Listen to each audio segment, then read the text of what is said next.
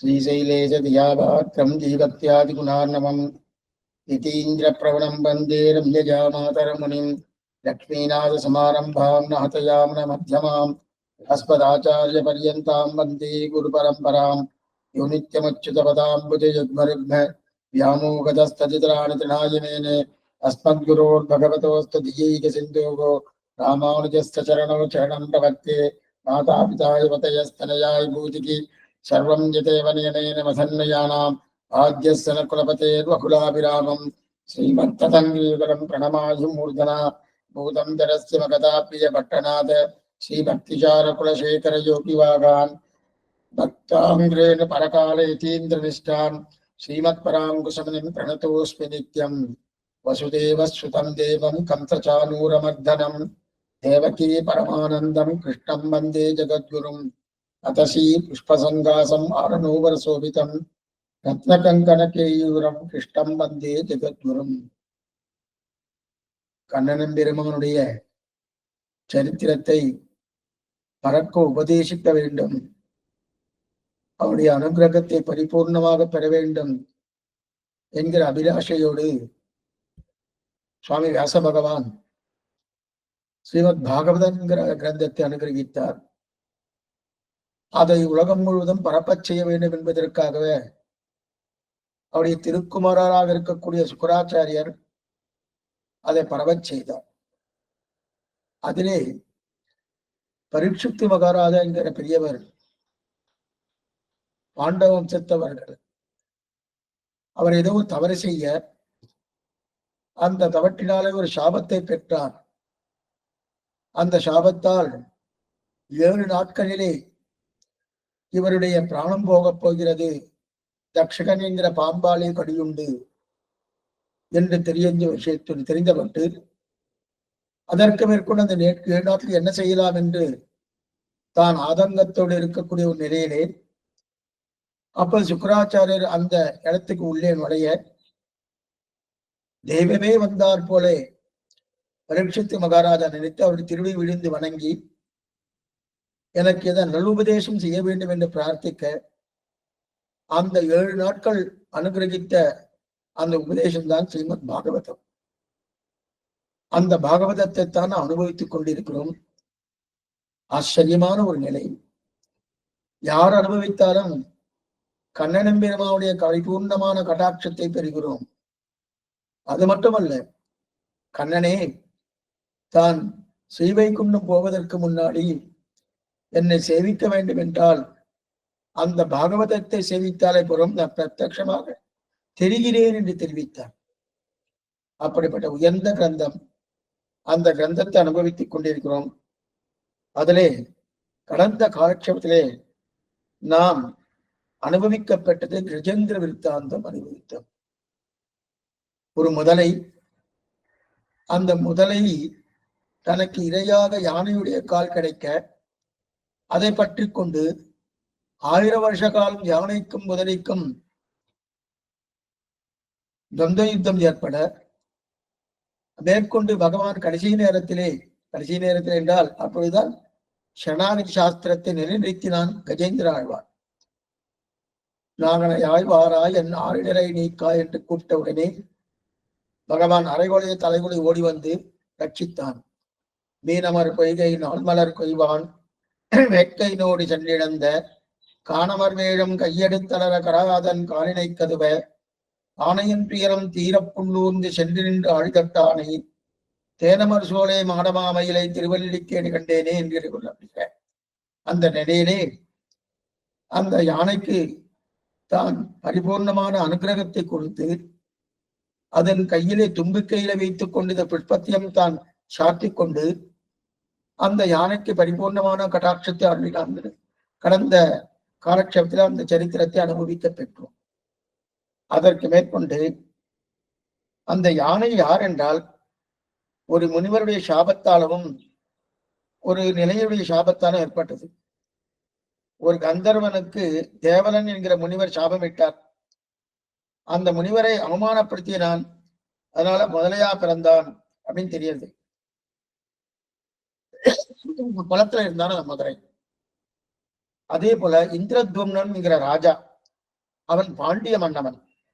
அந்த பாண்டிய மன்னவன் அகஸ்திய ரிஷி வரச்சே அவனை சரியா கணிசிக்காமல் தான் ஏதோ ஒரு தியானத்தில் இருந்தபடியாலே அகஸ்தியர் தன்னை அவமானப்படுத்தி அவமரியாதைப்படுத்தியதாக நினைத்துக் கொண்டு நீ யானையாக கடவையான் சபித்தார். இந்த சாபத்தால்தான் இந்த மாதிரி ஏற்பட்டது. ஊஹூ என்கிற கந்தர்வன் தான் தேவரிஷியால் தான் முதலையாக கிடந்தான். இந்த 2 பேருக்கும் சாப விமோசம் பெற்றதுன்னு கஜேந்திர வித்தாந்த சாத்திரத்திலும் சரித்திரத்தில் நாம் காண்கிறோம். அதற்கு மேற்கொண்டு 5வது மனு, மொத்தம் 7 மனுக்கள். அதுல 5வது மனு தான் ரைவத்த மனு. இந்த ரைவத்த மனு இருக்கு இல்லையா, அந்த ரைவத்த மனு ஒவ்வொரு மனுவுக்கும் 71 சதுர்யுகங்கள். இது ஒரு கணக்கு நம்ம பார்த்திருக்கோம் கடந்த காலட்சத்துல. 1000 சதுர்யுகங்கள் கொண்டது ஒரு பகல் பொழுது பிரம்மாவுக்கு. அதுல மொத்தம் 14 மனுக்கள் இருக்கா. அந்த 14 மனுக்களிலே ஒவ்வொரு மனுவுக்கும் 71 சதுர்யுகங்கள் ராஜ்ய பரிபாலனம் பண்றார். அப்ப இது நடந்தது ரைவத்த மனுவு 5வது மனு, ரைவத்த மனு 6வது, 5வது மனு. 4வது மனுவின் காலத்தில் தான் கஜேந்திர வித்தாண்டம், அதாவது ஹரியின் அவதாரம் நடந்தது. 6வது மனு சாட்சச மனு. இதில் தான் பெருமாளுக்கு அடுத்த அவதாரம் நடக்கப் போகிறது. அஜிதன், அஜிதகா அப்படின்னு யாரும் அவனை ஜெயிக்காதவன் அர்த்தம். அஜிதகா, அஜிதகா, ஜிதகான ஜெயிக்கப்பட்டவன், அஜிதகா யாராலும் ஜெயிக்கப்படாதவன். அப்ப யாராலும் ஜெயிக்கப்படாதவன் அஜிதன் என்கிற திருநாமத்தோட அவதாரம் பண்ணுகிறார். அது என்ன சுவாமி அப்படின்னு ஒண்ணுமில்லை. 1000 தோளால் அலைகடல் கடைந்தானோனும் திருப்பார்கடல் கடைந்து அமுதம் கொடுத்தானோனும் தேவர்களுக்கு. அந்த சரித்திரம் தான் அஜிதகா என்று சொல்லப்படுகிறது. அதுல முதல்ல இது எப்படி நடந்ததுன்னு பார்ப்போம். இதற்கு முன்னாடி இந்த கஜேந்திர வித்தாந்தம் யாரெல்லாம் கேட்டாலோ அவளுக்கெல்லாம் பலன் சொல்லி தலை கட்டுகிறார் சுவாமி சுக்கராச்சாரியர். என்ன பலம் என்றால், ராத்திரி வேலை பயந்து சில பேர் இருக்காளனோ அவளுக்கு கஜேந்திர விருத்தாந்தம் கேட்டால் பயமே இல்லாமல் இருக்கலாம். அதே போல துஸ்வப்பனம், துஸ்வப்பனம் என்றால் கெட்ட கனவு. அந்த கெட்ட கனவு யாருக்கெல்லாம் ஏற்படுகிறதோ, ஏன்னா திடீர்னு எழுதி உட்கார்ந்துருவா பயந்துட்டு போய், அவளுக்கெல்லாம் கஜேந்திர விருத்தாந்தம் கேட்டா அந்த பயம் தீரும். அது மட்டுமல்ல, அவளுக்கு பகவான் நன்னா ஆச்சரியமான புத்தியை அனுகிரகிக்கிறான், சாத்விகமான புத்தியை அனுகிரகிக்கிறான் அப்படின்னு தெரிவிக்கிறார். இது கஜேந்திர வித்தாத்தினுடைய சரித்திரத்தை கேட்ட பலன். அஜிதகா என்கிற ஒரு நிலையோடு திருப்பார்கடலை பகவான் கிடைக்கிறான். அமிர்தத்தை கொடுத்தக்கூடிய சரித்திரம். இந்த சரித்திரம் ஏன் நடந்ததுன்னு பார்ப்போம். துர்வாச முனிவர், அது நல்லாவே தெரியும். அவருக்கு ஒரு நிலை என்னன்னா, யாரையாவது சபிச்சுட்டாருன்னு வச்சுக்க, அவருக்கு ஒன்றும் பலம் கூடுறது. சபிக்க சபிக்க அவருக்கு பலம் கூடுறது. துர்வாச முனிவருக்கு அப்படிப்பட்ட ஆச்சரியமான ஒரு பலம் உண்டு. அப்படி இருக்கச்சது வித்யாதர பெண்ணுன்னு ஒரு பெண். அந்த பெண் என்ன பண்ணா, பிராட்டி தன்னுடைய பிராட்டி மகாலட்சுமி பிராட்டி தன்னுடைய மாலையை வித்யாதர பெண்ணுக்கு கொடுத்தா. வித்யாதர பெண் அந்த பெண்ணை வாங்கிட்டு, அந்த புஷ்பத்தை வாங்கிட்டு, ஓ பிராட்டியுடைய புஷ்பம், ஆச்சரியமான புஷ்பம், அந்த புஷ்பத்தை வாங்கிட்டு நன்னா தான் சூடிக்கணும்னு நினைச்சா. அப்பதான் இந்த துர்வாச மகரிஷி வந்துட்டு இருந்தார். ஓ, நம்மிடத்தில் இருப்பதை காட்டிலும் மகரிஷி இருப்பது மிகவும் உயர்ந்தது, மிகவும் மேம்பட்டது, அதுதான் இதுக்கு தகுதி படைத்தவர், நாம் தகுதி படைத்தவர் அல்லர்கள் என்று தெரிந்து கொண்டு அந்த வித்யாதர பெண் அந்த துர்வாச மகரிஷிக்கும் கொடுத்தார். துர்வாச மகரிஷி அந்த புஷ்பத்தை வாங்கிட்டார், அந்த மாலையை வாங்கிட்டார். பிராட்டி தான் சாத்தி கலைந்த புஷ்பம். அந்த புஷ்பத்தை வித்யாதர பெண் எடுக்க, வித்யாதர பெண் கொடுக்க, பிராட்டி வித்யாதர பெண்ணானவள் துர்வாச மகரிஷியிடம் கொடுக்க, துர்வாசர் பார்த்தார், இதை நான் வச்சுட்டு என்ன பண்றது, நானோ ரிஷி, முற்றும் துறந்தவன், எனக்கு எதுவும் தேவையில்லையே அப்படின்னு இப்ப ராஜ்ய பரிபாலனம் பண்ணக்கூடிய ராஜாவுக்கு கொடுத்தால் இது லக்ஷ்மியுடைய கடாட்சம் பரிபூர்ணமா அவாளுக்கு இருக்கும் என்பதுக்காக அப்படின்னு சொர்க்கம் என்ன, பூபு புவகா சுபகா, இந்த 3 லோகங்கள், இந்த 3 லோகங்கள் ஆளக்கூடிய அதிபதி யாரு? அவன்தான் இந்திரன். அந்த இந்திரனுக்கு கொடுத்தா நன்ன ராஜ்ய பரிபாலம் பண்ணுவான், லக்ஷ்மி கடாட்சம் பரிபூர்ணமா கிட்டுமோனும். அப்ப அவன் ராஜ்யத்துக்கு இது உதவியாக இருக்குமன்றதுக்காக நான் நினைச்சிட்டு இருந்தார். அந்த நேரம் பார்த்து ஐராவதம் என்கிற யானை, அந்த யானை மேலே இந்திரன் வந்துன்றார். இந்திரன் வந்துருக்கச்சே இந்த துர்வாச மகரிஷி இந்த மாலையை அந்த இந்திரனுக்கு கொடுக்கிறார். இந்திரா, இதை நீ வச்சுக்கோ, உனக்குத்தான் இது தேவை. ஏனென்றால் இந்த மாலை விராட்டுடைய மாலை. அவருடைய மாலையினாலே ஐஸ்வர்யத்தை பரிபூர்ணமாக கொடுக்கக்கூடிய மாலை. அதனால இதை நீ வச்சுக்கோ அப்படின்னு சொல்லி கொடுத்தார். அவனுக்கு இந்த மாலையுடைய மகிமை தெரியவில்லை இந்திரனுக்கு. தெரியாதபடியால என்ன பண்ணினான், நேரா வாங்கி அந்த மாலையை வாங்கி தன்னுடைய யானை, ஐராவதி யானை இருக்கணும், அந்த யானையின் கழுத்திலே போட்டுட்டான். போட்ட உடனே யானைக்கு என்ன தெரியும், மாலையுடைய மகிமை பூர்த்திவா தெரியுமான்னா யானைக்கு ஒண்ணும் தெரியாது. அதெல்லாம் என்ன பண்ணிட்டு அது அந்த மாலையை அதோட பிரபாவம் தெரியாம இப்படி இப்படி ஆடி அந்த மாலை கீழே விழுந்து காலால தொகைக்கப்பட்டது. அந்த மாலை விராட்டுடைய பிரசாதமாக இருக்கக்கூடிய அந்த மாலை யானையின் காலால தொகைக்கப்பட்டது. நல்லா தேய்ச்சுடுத்து. இப்ப விராட்டிக்கு கோபம். ஒரு பக்கம் விராட்டிக்கு கோபம், மற்றொரு பக்கம் துர்வாச மகரிஷிக்கு கோபம். ஓ, விராட்டுடைய மாலை இந்த மாதிரி பண்ணிட்டாரே, தன்னுடைய மாலை இந்த மாதிரி பண்ணிட்டாரே, கோபம். உனக்கு எல்லா சொத்தும், அனைத்து சொத்துக்களும் அடியட்டுன்னு சமைச்சுட்டா விராட்டி. யாருக்கு? இந்திரனுக்கு.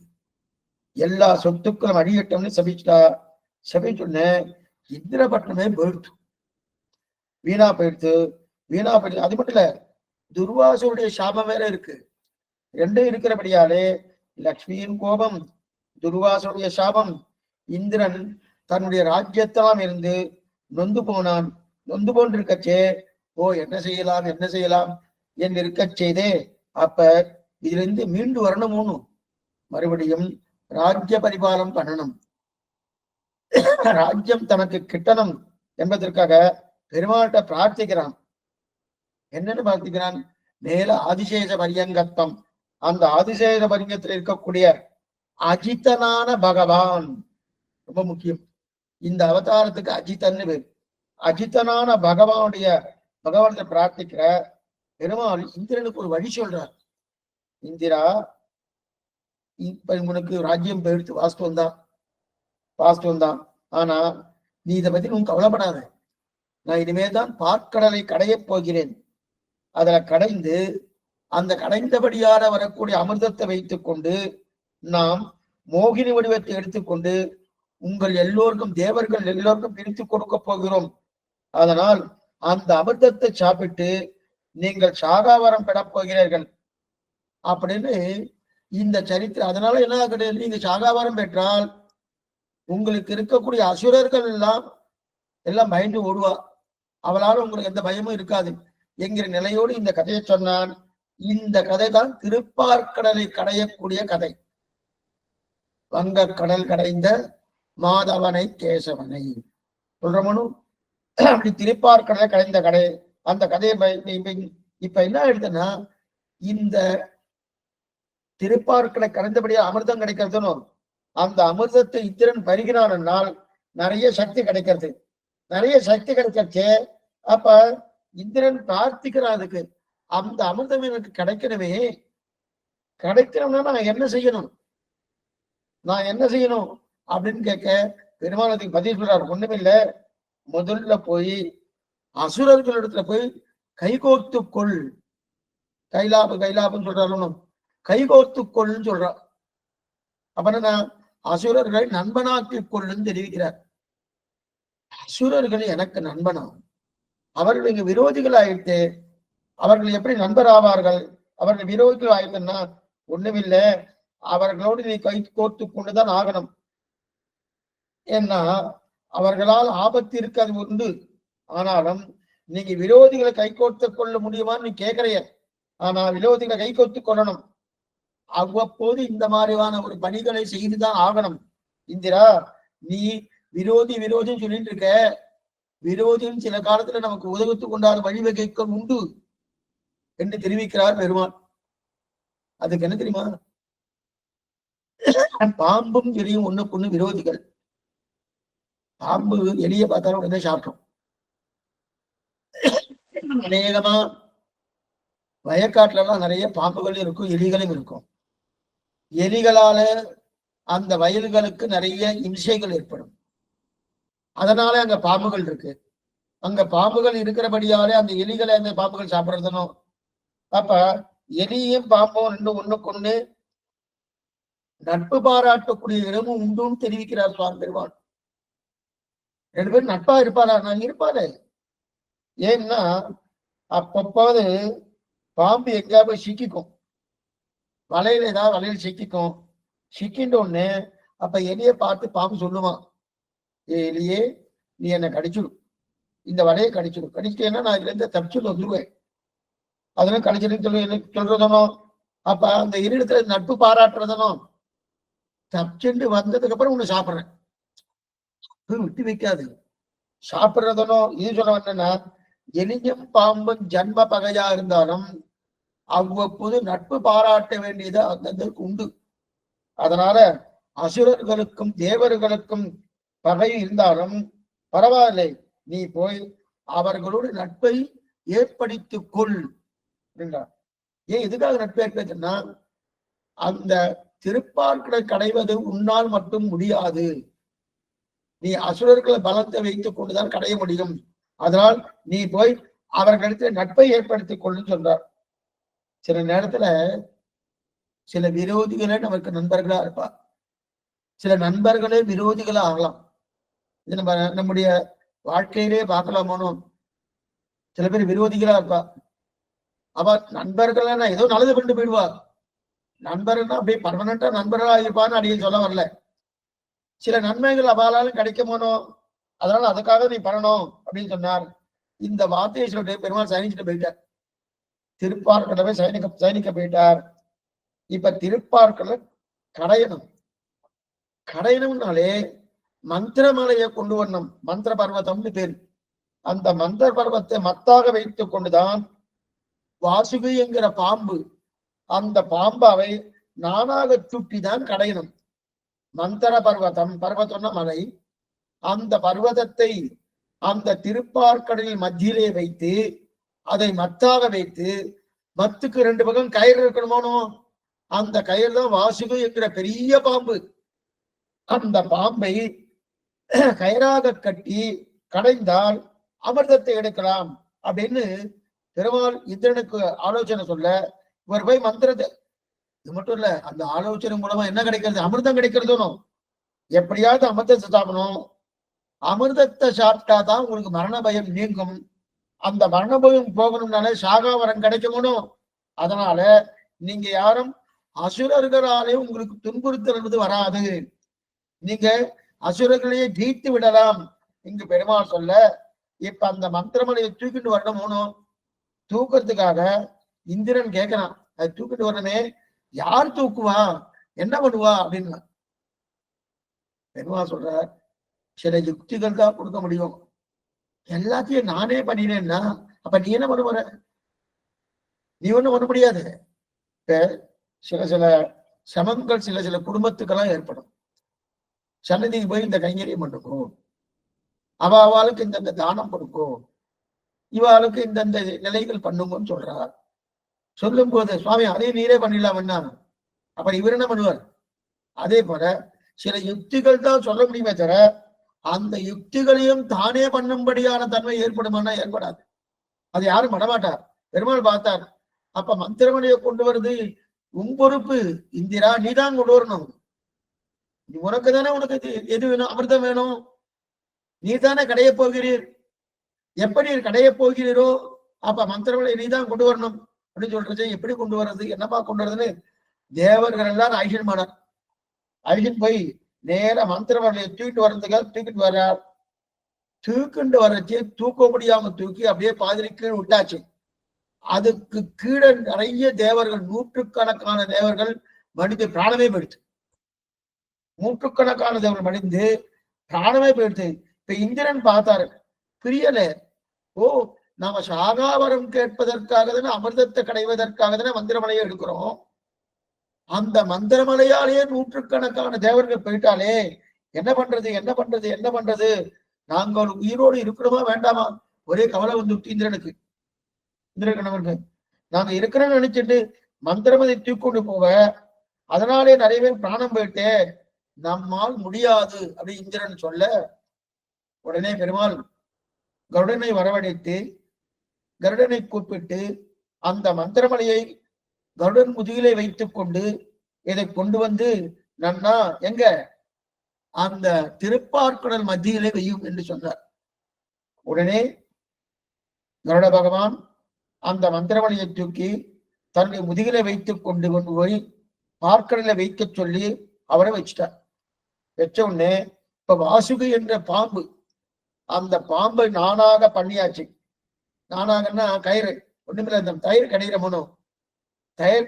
இப்பெல்லாம் அதெல்லாம் கிடையாது, இப்பெல்லாம் மிக்சி வந்துடுத்து. மிக்சி வந்துடுத்து, இப்ப கடையிறது மீதே போயிடுத்துதான்.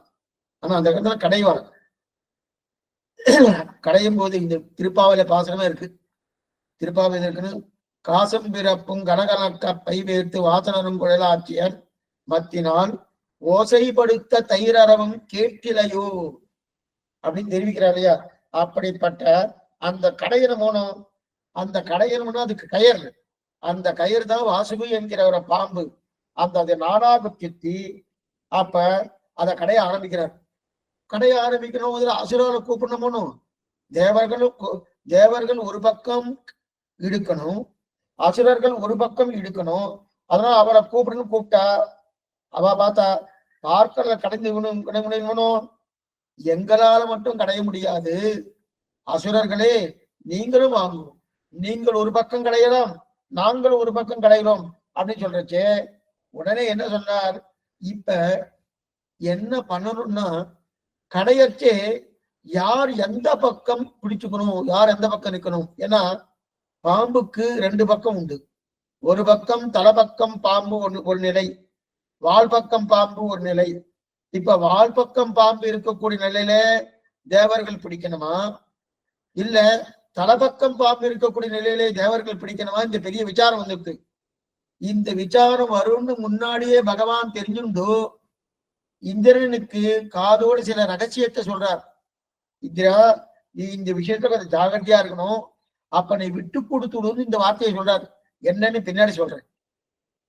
ஏன்னா வாசுகி என்ற பாம்பை கயிறாக திரித்து கடையணும், மந்திரமலையை வைத்து கடையணும்.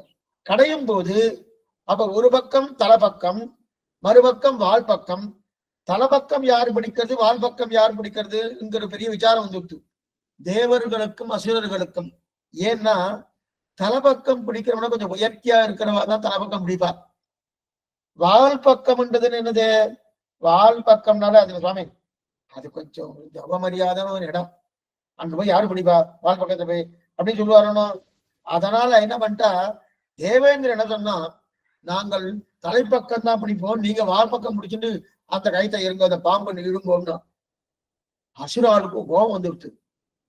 உன்னால முடியலன்றதுக்காக தானே எங்களையே அழிச்சிருக்க, உன்னால முடிஞ்சிருந்தா நீயே பண்ணியிருப்பியனோ, திருப்பாடல் கடைஞ்சிருப்பியனோ.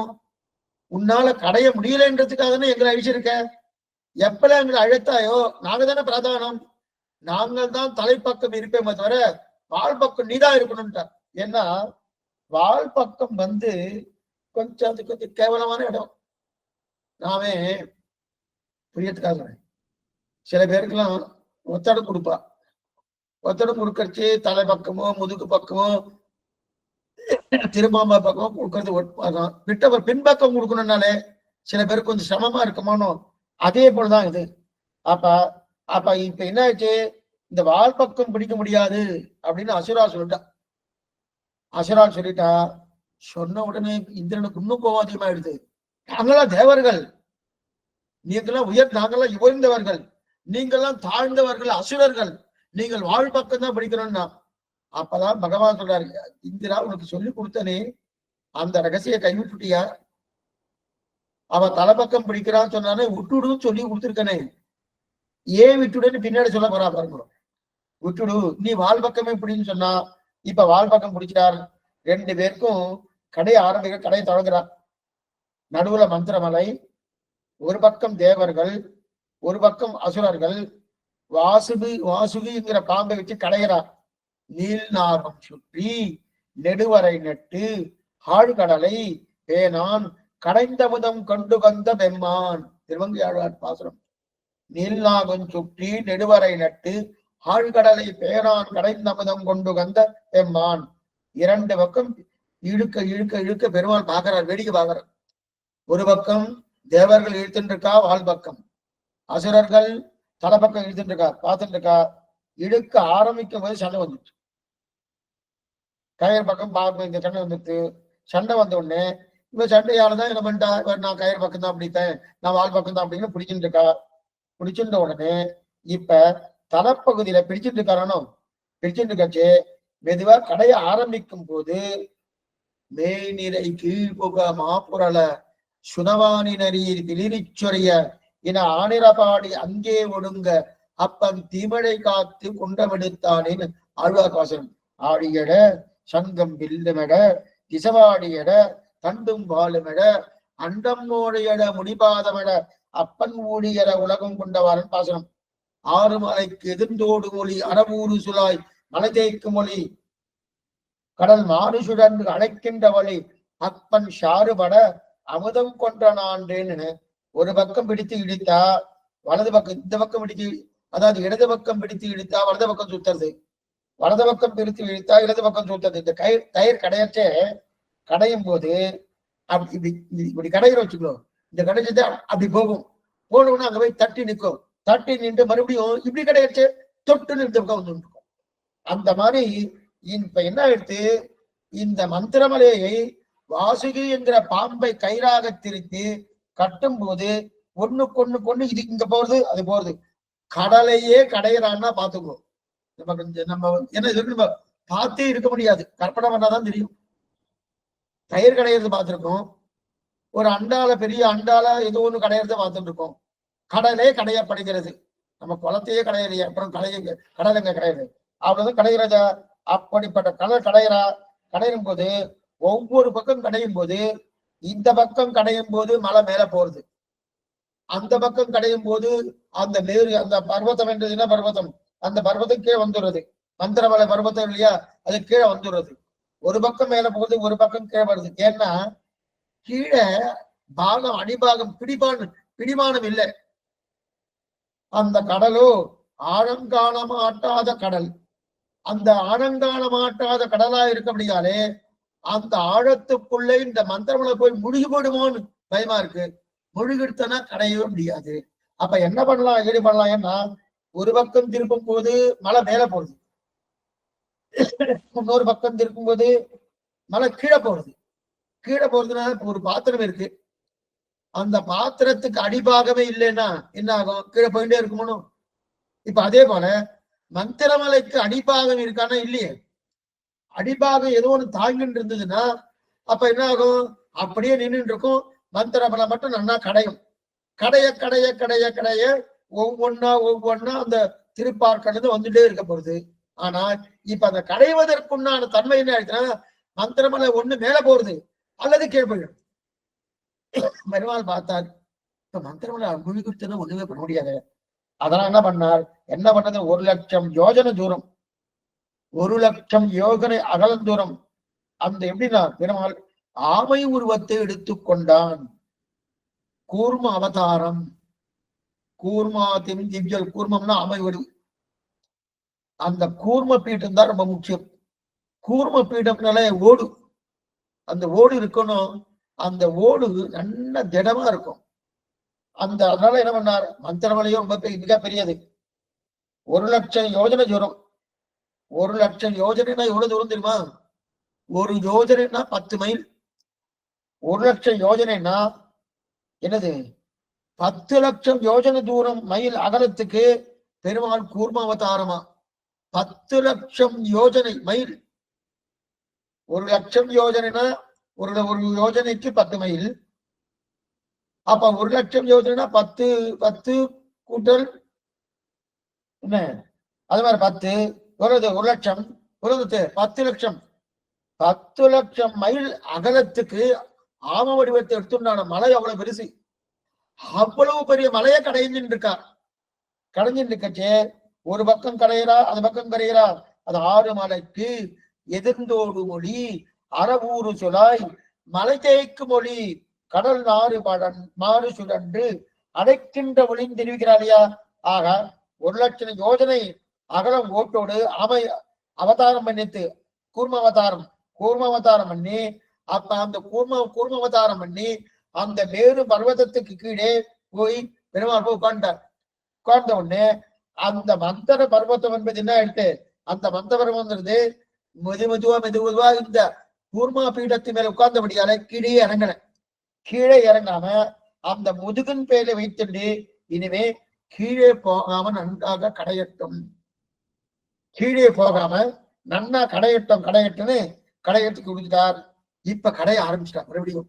என்ன முதல்ல கடையும் போது நல்லா மேல போயிடுத்து அல்லது கீழே போடுது, அதனால சரியா கடைய முடியல. அதனால பகவான் கூர்மாவதாரத்தை எடுத்துக்கொண்டு அந்த கூர்மத்துக்கு மேலே அந்த மந்திர பர்வத்தை வைத்துக் கொண்டு அந்த மந்திர பர்வத்திற்கு மேலே தான் வாசுகி நானவால கேட்டு ஒரு பக்கம் இவா இருக்கிறார் தேவர்கள், மற்றொரு பக்கம் அசுரா இருக்கிறார். தேவர்கள் வால் பக்கம் இழுத்துட்டு இருக்கா, அசுரர்கள் வாய் பக்கம் இழுத்துட்டு இருக்கா. இழுத்துட்டு இருக்கா நல்லா கட்டி இழுத்துட்டு இருக்கா. இழுக்க மேல் மூச்சு உள்மூச்சு வாங்குறது, மேல் மூச்சு உள்மூச்சு வாங்குறது. ஆனா வாசுகி என்கிற பாம்பு இருக்கும்னா பெரிய பாம்பு, சாமானிய பாம்பு இல்லை, அவ்வளவு பெரிய பாம்பு. இது மந்திரமறைய நன்னா இப்படி கடையிறதும் கடையச்சே அந்த பாம்புக்கு நமக்கெல்லாம் எங்கேயாவது கொஞ்சம் அப்படி கொஞ்சம் சொரிஞ்சு விட்டா போல எடுத்துனா நம்ம இருக்கணும் வச்சுக்க உடனே சொறி போகணும். அந்த மாதிரி அந்த பாம்புக்கு அந்த மந்திரமலைய கடையிறது சொரிஞ்சு விட்டா போல இருக்கும். பண்ணா பாம்பு எவ்வளவு பெருசா இருக்கும் பார்த்துக்கணும், அவ்வளவு பெரிய பாம்பு. அந்த கொஞ்சம் பங்கு சொரிஞ்சு விட்டா போல இருக்கான். அப்படி அதைத்தான் அந்த பாம்பைத்தான் கயிறா போட்டு கட்டி நல்லா எடுக்கிறார். இப்ப வாசுகி என்ன ஆகுதுன்னா நல்ல சுகமா இருக்கான். சில பேருக்கு அப்படியே ராத்திரியானா நல்லா கால் வலிக்கிறது, சுவாமி என்ன பண்றது, இது ஓடி ஆடி வலிக்கிறதுன்னா உடனே யாராவது அந்த அந்த காலை அமுக்கி விட்டா வச்சுங்க, பிடிச்சு கொடுத்தா பிடிச்சிட்டா உடனே வச்சுக்க அப்படியே தூக்கம் வந்துடும். என்ன ஆனந்தம் சொல்றமனோ. அந்த மாதிரி இந்த பாம்பு நண்டை ஒரு பக்கம் இவா இருக்கிறா, ஒரு பக்கம் இழுக்கா, இழுக்க இதுக்கு ஆனந்தமா இருக்கான். அப்படியே தூங்கிட்டோம். பாம்பே அப்படியே தூங்க ஆரம்பித்தான். அப்ப தூங்க ஆரம்பிக்கும்போது மேல் மூச்சு உள்மூச்சு வாங்கும்போது பாம்புக்கு நமக்கே தூங்க ஆரம்பிக்கும்போது மேல் மூச்சு உள்மூச்சு வாங்குறது, மேல் மூச்சு உள்மூச்சு வாங்குறச்சே அப்ப என்ன ஆகுதுன்னா பாம்புடைய வாயில தான் விஷம் இருக்கு, ஆழகால விஷம். அந்த விஷம் எல்லாம் வெளியேறுது, அந்த விஷயம் எல்லாம் வெளியேறுது. பாம்பு மூச்சு விட்டுதுன்னா எப்படி இருக்கு சுவாமி சொல்றதே பயமா இருக்கு. பாம்பு மூச்சு விட்டுதுன்னா அப்ப மூச்சு விட்டுதுன்னா அது விஷக்காத்தா போறதுனும் அந்த விஷப்பாத்தா இருக்கு. அப்ப தலைப்பக்கம் யார் பட்டு இருக்கா, யார் இருக்கிறா, அசுரா இருக்கா. அவ தானே சொன்னா தலைப்பக்கம் தான் நாங்க இருப்போம், நாங்கெல்லாம் அசுரர்கள், நீ எல்லாம் தேவர்கள், உங்களுக்கெல்லாம் உங்களால முடியலன்னு எங்களை கூப்பிட்டுகள், ஆனா நாங்க தான் தலைப்பக்கம் இருக்கணும். அவ வந்துட்டாரணும். இப்ப தலைப்பக்கம் இருக்கிறபடியாலே அந்த விஷக்காத்துவ மேல பட்டுட்டே இருக்கு. யார் மேல, அசுரால் மேல பட்டு இருக்கு. இந்த ரகசியத்தை தான் பெருமாள் இந்திரனுக்கு சொல்லி கொடுத்தார். இந்த ரகசியத்தை தான் பெருமாள் இந்திரனுக்கு சொல்லி கொடுக்கிறார். இந்திரா, நீ தலைப்பக்கம் பண்ணி ஈட்டையானால் அந்த விஷக்காத்துல உன் மேல பட்டு இருக்கும். பட என்ன ஆகும், உனக்கு பலம் குறைஞ்சிடும். இப்ப என்ன ஆயிடுத்து, அசுராலுக்கு பலம் குறைஞ்சு போயிடுச்சு. அசுரால் பலம் கொஞ்சம் கொஞ்சமா குறைய ஆரம்பிச்சதுன்னா இப்ப 2 பேரும் கை ஊஞ்சிட்டான். என்னைக்கு இருந்தாலும் அசுராலுக்கு தான் பலம் அதிகம், தேவர்களை காட்டணும். ஆனா அவதான் வாய்ப்பக்கம் இருக்கா. வாய்ப்பம் இருக்கச்சு தலைப்பக்கம் இருக்கும்போது அந்த தலைப்பக்கத்து வாயிலிருந்த விஷக்காத்து வந்துட்டே இருக்கணும். அதனாலேயும் உங்களுக்கு பலம் குறைஞ்சிடுச்சு. அது இல்லாம இயற்கையாவே இழுத்து பலம் குறைஞ்சு போயிடுச்சு. இந்த பக்கம் தேவர்களும் பலம் குறைஞ்சு போயிடுச்சு. பெருமாள் பார்த்தார், இவர் என்ன இவர் 2 பேரும் பண்ணிட்டு இருக்கா, இத்தனை தேவர்கள் இருக்கா, இத்தனை அசுரால் இருக்கா, இவ 2 பேரும் கடையில ஒன்றும் பண்ண முடியலையே நகரம் ரெண்டு பேரையும் நகரம்னு சொன்னாரு. தேவர்களையும் நகரம்னு சொன்னார், அசுரன் நகரம்னு சொன்னார். நகரம் சொன்னார். நான் இருந்த கடைகிறேன், நான் இருந்த கடைகிறேன் என்ன பெருமாள் கடைய ஆரம்பிக்கிறார். தோள்கள் ஆயிரத்தாய், முடிகள் ஆயிரத்தாய், துணவலர் கண்கள் ஆயிரத்தாய், தாள்கள் ஆயிரத்தாய், பேர்கள் ஆயிரத்தாய், தமியனேன் பெரிய அப்பனேன் தெரிவிக்கிறான் இல்லையா? அப்படி இருக்க செய்தேன். அப்படிப்பட்ட ஒவ்வொரு தோள்கள் பெரிய அப்பனை தாளும் தோளும் சமனில்லாத பலவரப்பி, தாளும் தோளும் சமனில்லாத பலவரப்பி. 1000 தோள்கள் என்ன, 1000 கண்கள் என்ன, 1000 கைகள் என்ன, அதோட நடுவில் வந்து உட்கார்ந்துட்டு கடைகிறான். வங்க கடல் கடைந்த மாதவனை கேசவனை தெரிவிக்கிறான் இல்லையா? இப்ப பெருமாள் கடைய ஆரம்பிக்கிறான் இல்லையா? எல்லாரும் அமிர்தம் வருமா, அமிர்தம் வருமா, அமிர்தம் வருமான்னு பார்த்துட்டு இருக்கான். அசுராலும் தேவர்களும் அமிர்தம் வருமா, அமிர்தம் வருமா பார்த்துட்டு இருக்கா.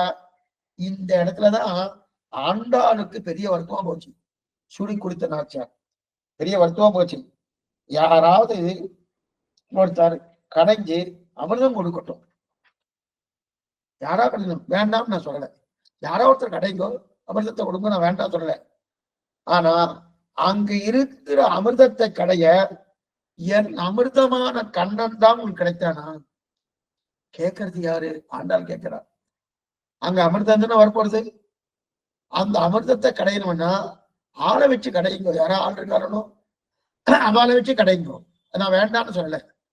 அமிர்தத்தை கடைவதற்கு மற்றொரு அமிர்தம் கிடைக்குமா? அமிர்தமான என் கண்ணன் தான் கடையணுமா? அவளை போய் கடையை சொல்றேன் அப்படின்னு வருத்தப்படுறா. கண்ணனோ ஆறா அமிர்தம், ஆறா அமுதே அடியே நுடரும் நின்பால் அன்பாயே நீராய் அலைந்து கரைய உருக்குகின்ற நெடுமாலே. கண்ணனோ 6ஆம் அமிர்தமா இருக்கு இல்லையா? இதுல இந்த 6ஆம் அமிர்தத்தை என்ன பண்ணணும்? அவரை கீழே உட்கார வச்சு அவர் திருவடியை விளக்கி அதற்கு குங்குமப்பூ சாத்தி அதுக்கு புஷ்பம் சமர்ப்பிச்சு அதற்கு அர்ச்சனை பண்ணுவதை விட்டு விட்டு அந்த அமிர்தத்தை வேலை வாங்குறேனே. நான் சொல்றேன், ஆண்டாள் சொல்றா. அது பண்றாளே, இது ஆண்டாளுக்கு வருத்தமா போச்சு. கண்ணன் இப்படி அப்படி கடைய ஆரம்பிக்கிறான். கடையை ஆரம்பிக்கச்சே அவருடைய தலையோட குடுமி இருக்குமோன்னு, எல்லாருக்கும் குடுமி இருக்கணும், அடையனு கூட குடுமி இருக்கு. அந்த குடுமி இருக்கணும், அந்த குடுமி அவிழ்ந்துட்டு அடையில சின்னதா இருக்கு. அவரு சிகை அப்படியே இந்த சிகையெல்லாம் ஒன்னா சேர்த்து அப்படியே சுத்தி வச்சிருப்பார். அந்த சிகை நேரத்தை சிகை அழுந்து போயிடுத்து. ஏன்னா இவருக்கு பேரு கேசவன்னு பேரு. கேசவ கிளேசநாசனகா இது ஒரு பேரு. இன்னொன்னு பிரசஸ்த கேசபாசகான்னு ஒன்று உண்டு. கேசவன்னு சொன்னாலே நம்முடைய கிளேசங்கள்லாம் தீரும் ஒரு நிலை. பிரசஸ்த கேசபாசகான்னா நிறைய கேசங்கள் உண்டு. மயிர் முடி நீண்டு சுருண்டு இருண்டு நெய்த்து நெடுநீளம் கொண்டு அப்படி இருக்கக்கூடிய ஆச்சரியமான திருக்குறள். அன்று மாயன் குழல் கொள்கின்ற போரிலை சுகந்திட்ட கொழுத்துருளின் உள்கொண்ட நீல நன்னூல் தழைகொள் அன்று மாயன் குழல். ஆழ்வார் தெரிவிக்கிறார் திருவாய்மையில. அப்படி இருக்கச்சே அப்படிப்பட்ட குழல் இருக்கணும். மைவண்ண நறுங்குஞ்சி குழல் பின் தாழ திருமங்கை ஆழ்வார் தெரிவிக்கிறார். அப்படிப்பட்ட குழல் இருக்கு இல்லையா? அந்த குழல் நம்மளுக்கு அந்த குடுமி அருஞ்சு கொடுத்து அப்படின்னா தான் 2 கடையிறாரோனோ 2 ஒரு பக்கம் வால் பக்கம் மற்றொரு பக்கம் தலை பக்கம் 2ஐயும் முடிச்சுட்டு கடையிறார். கடையச்சு இப்படி தலையெல்லாம் அப்படி ஆடுமோனும் ஆட ஆட குடும்பம் அழுந்துட்டு அழுந்த உடனே இந்த பாக்கிறதுக்கு ஒருத்தரும் பார்க்கல. அமிர்தம் வருமா அமிர்தம் வருமா அமிர்தம் வருமா பார்த்துட்டு காலத்து வர இதை பார்க்கவே இல்லை. அமிர்தத்தை காட்டிலும் 6ஆம் இருக்கே அதை பார்க்கல. அந்த அந்த அமிர்தத்தை சாப்பிட்டா என்ன கிடைக்கும்? மரணபயம் நீங்கும். மரணம் கிடையாது, மரணபயம் நீங்கும். ஆனா இந்த அமிர்தத்தை சாப்பிட்டா முக்தியே கிட்டும், பரமபதமே கிட்டுமோனோ. ஆனாலும் எல்லாம் என்ன பார்த்துட்டு இருக்கா? அந்த திருப்பார்களை கடையற்ற வருமா வருதா பார்த்துட்டு இருக்கானோ. இதை புரிஞ்சு கொள்ளாம இதை நம்முடைய பூர்வாச்சாரம் என்ன போதுமா உப்புச்சாருவா. அந்த அமிர்தம் உப்புச்சாறு. உப்புச்சாறு போய் பார்த்துட்டு இருக்காளே அப்படின்னா எதுவும் சொல்ல வந்தேன்னா அவருடைய கேசபாசங்கள் அந்த குடிமை ஊதுத்தான். இது ஒரு எக்ஸாம்பிள் எனக்கு சுவாமி சொல்லுவார். என்னன்னா அந்த காலத்துல எல்லாம் நாதஸ்வர வித்வான் தமிழ் வித்யாலாம் இருக்காரணும். அவெல்லாம் ரொம்ப வைதிகமா இருப்பா. வைதிகன்னா அடைய குடுமி வச்சுட்டு இருப்பா. அவ மதத்துக்கு உண்டான சின்னங்கள் என்னவோ அந்த சின்னங்களை வச்சுட்டு இருப்பா. அதை போட்டுதான் சட்டையே போட மாட்டான். வேட்டி மேல் துண்டு மேல் உத்திரிய கட்டிருந்தா வருவா. குடுமி என்ன பெரிய குடுமி வச்சுட்டு இருப்பா. அப்ப அந்த மாதிரி நாதஸ்வர வித்வான் வாசிக்கச்சே தனிய ஆவர்த்தனம்னு வாசிப்பா. 1.5 மணி நேரம் வித்வான்கள் தங்கள் வாசிப்பை கேட்டு முடிச்ச உடனே தனி ஆவர்த்தனம் நடக்கும். கடைசியில நடக்குது தனி ஆவர்த்தனம். அந்த தனி ஆவர்த்தனம் நடக்கச்சே அந்த தமிழ் வித்வான் என்ன பண்ணாருன்னா அவங்க வாய்ப்பு கொடுப்பா. அந்த நாட்களை என்ன பண்ணுவான், அவன் கட்டுக்குடுமி வச்சுட்டு இருப்பான். கட்டுக்குடுமி வச்சுட்டு இருக்கச்சே குடுமி வச்சிருந்தால தமிழ் வித்வானுக்கு வாசிக்கும் போது அவிழ்ந்து விடும். அந்த கட்டுக்குடி அவிழ்ந்துடும். அவிழ்ந்த உடனே அவரை முடிச்சுக்கணுமோ, முடிச்சுண்டு தமிழ் வித்வான் வாசிக்கலாமோனோ அவர் வாசிக்க மாட்டார். அதை மொத்தம் வாசிச்சு முடிச்சதுக்கு தான் முடிப்பார். அப்ப நிகழ்ச்சி இப்படி தலையை ஆட்டின்ண்டே இருக்காருனோ இந்த கட்டுப்படி இப்படி ஆடும். இப்படி ஆடிண்டே இருக்குமோனோ பார்க்கறதே அழகா இருக்கும். அடுத்து ஒண்ணுமில்லாத இந்த தமிழ் வித்வான் கட்டுக்குடுமியை அவிழ்ந்தவுடனே அந்த அவிழ்ந்த கட்டுக்குடுமியோடு தன்னுடைய தமிழை வாசிக்கும் போது பார்த்தா எத்தனை அழகா இருக்கும். ஒண்ணுமில்லை, பகவான் பிரசஸ்த கேசவாசம். கேசவன்னு அவனுக்கு திருநாமம். கேசத்தாலே அப்படி இருக்கச்சதே அவனுடைய குடுமி அவிழ்ந்துட்டோனும் அந்த அவிழ்ந்த குடுமியோடு கடையிறான். அங்க கடல் கடைந்த மாதவனை கேசவனே கடையிறானோ அந்த கடையத்தை பார்க்கட்டு, அந்த அழகை பார்க்கறத விட்டுட்டு எல்லாரும் கடலையே பார்த்துட்டு இருக்கான். அவனும் கிடைக்குமா, அவனும் கிடைக்குமா, அவனுக்கு கிடைக்கும். சரி சுவாமி, இவ்வளவு தூரம் இவரையே பிரயத்தனம் பண்றார். ஒண்ணுமில்ல, தேவர்களுக்கு உதவி பண்ண அப்படின்னார். தேவர்களுக்கு உதவி பண்றது பிரயத்தனம் பண்ணுவாருன்னா இல்ல, தன் காரியத்துக்காக அவன் பண்ணிட்டு இருக்காரு. இவ்வளவு தூரம் பிரயத்தனம் எதுக்காக பண்றார்? ஊர்காரியம் தானே, தேவர்கள் காரியம், தேவ காரியம் அப்படின்னு சொல்லிட்டு தங்காரியத்தை நடத்திக்கிறார். என்ன சுவாமி தங்காரியம்? என்ன சுவாமி? என்ன ஒண்ணுமில்லை, அமிர்தத்தை கடையும் போது ஆரஞ்சு என்னெல்லாம் வந்தது பாருங்க. அமிர்தத்தை திருப்பார்கள் கடைகிறாரோ, திருப்பார்களை கடையும் போது என்னெல்லாம் வந்தது? முதல்ல ஐராவதம் யானை வந்தது. ஐராவதம் யானை வந்துட்டு அதுக்கப்புறம் உச்சஸ்ரவஸ்ங்கிற குதிரை வந்துட்டு அதுக்கப்புறம் அமிர்த கலசத்தை ஏந்தி கொண்டு தன்வந்திரி பகவான் அவர் எழுந்தருளினார், அவரு வந்துட்டார். அதுக்கப்புறம் உச்சஸ்ரசு, அதுக்கப்புறம் அப்சரஸ்ரீகள், நிறைய அப்சரஸ்ரீகள் அவெல்லாம் வந்தா. முதல்ல ஆரம்பிக்கும் போது எதுவும் வந்தது ஆலகால விஷம். ஆலகால விஷம், அந்த விஷம் வந்துட்டோனோ அதற்காகத்தான் பரமசிவனாட்ட பிரார்த்திக்கிறாய் வரலாம்.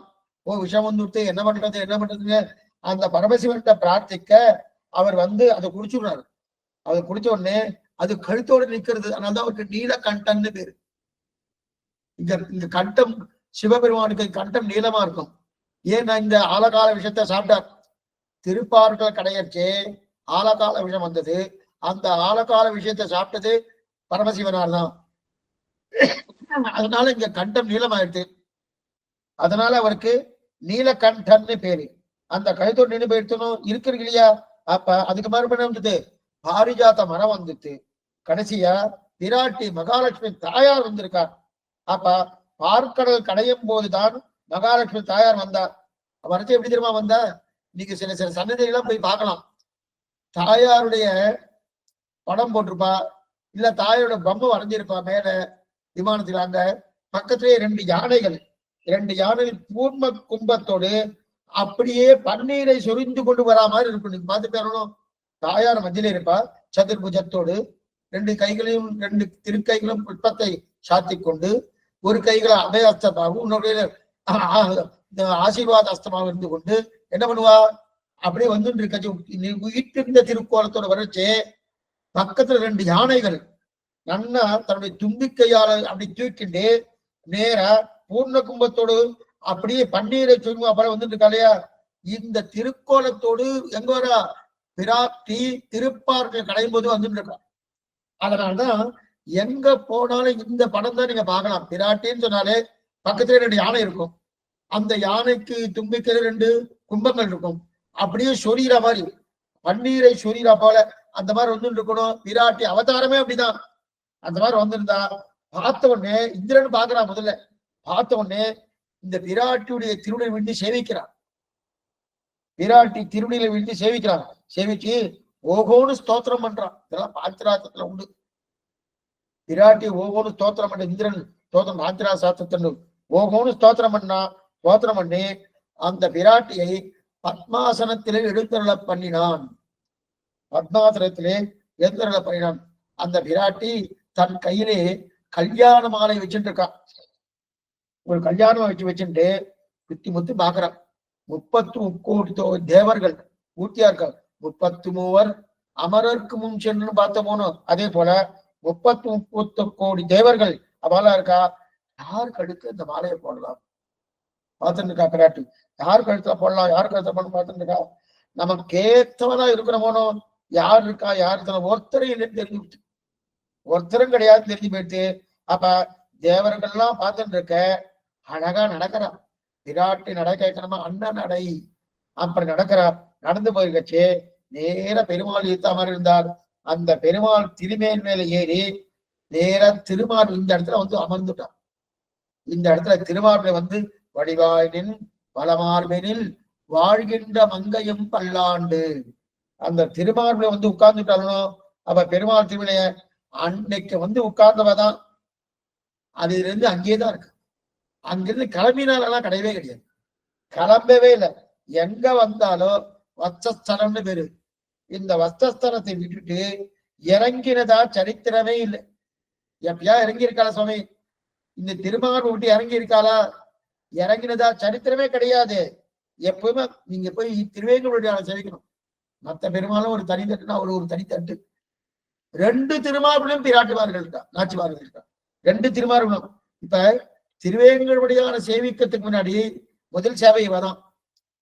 இவா இருந்தா தான் அவர் திருவேங்கலுடையான சந்தேகம் இல்லாம ஊர்ஜிதம் பண்ணலாம். இவா 2 பேரும் இல்லைன்னு வச்சுங்க, இது எப்ப சொல்லணும்? திருமஞ்சன காலத்துல இவாளை இறக்கிடுவா. திருமஞ்சன காலத்துல 2 பிராட்டி திருமார்களையும் கீழே இறக்கி வைப்பா. திருமஞ்சனம் பண்ண போனோம் அடிய சொல்றது மூலவருக்கு, திருவேங்கடமுடையார் மூலவருக்கு கீழே இறக்கி வச்சுப்பா. இறக்கி இது ராமானுஜர் காலத்துல நடந்தது. இறக்கிட்டாலே ஆழ்வார் பாட்டு இருக்கு. அகலையில் நேர் இறையவன் அலர்மேல் வந்த உரமார்பான ஆழ்வார் பாட்டு இருக்கு. ஓகேவா, இறக்கிட்டாலே என்ன பண்ணலாம்னா அதனால்தான் அந்த திவ்ய தேசத்துல மட்டும் நாச்சியார் திருமொழி செய்ப்பா திருமஞ்சன காலத்துல. ஏன் நான் நாச்சியார் திருமொழி பகவானை விட்டு பிரிந்த விரக தாபத்தாலே துடித்து கொண்டக்கூடிய பாசுரம்.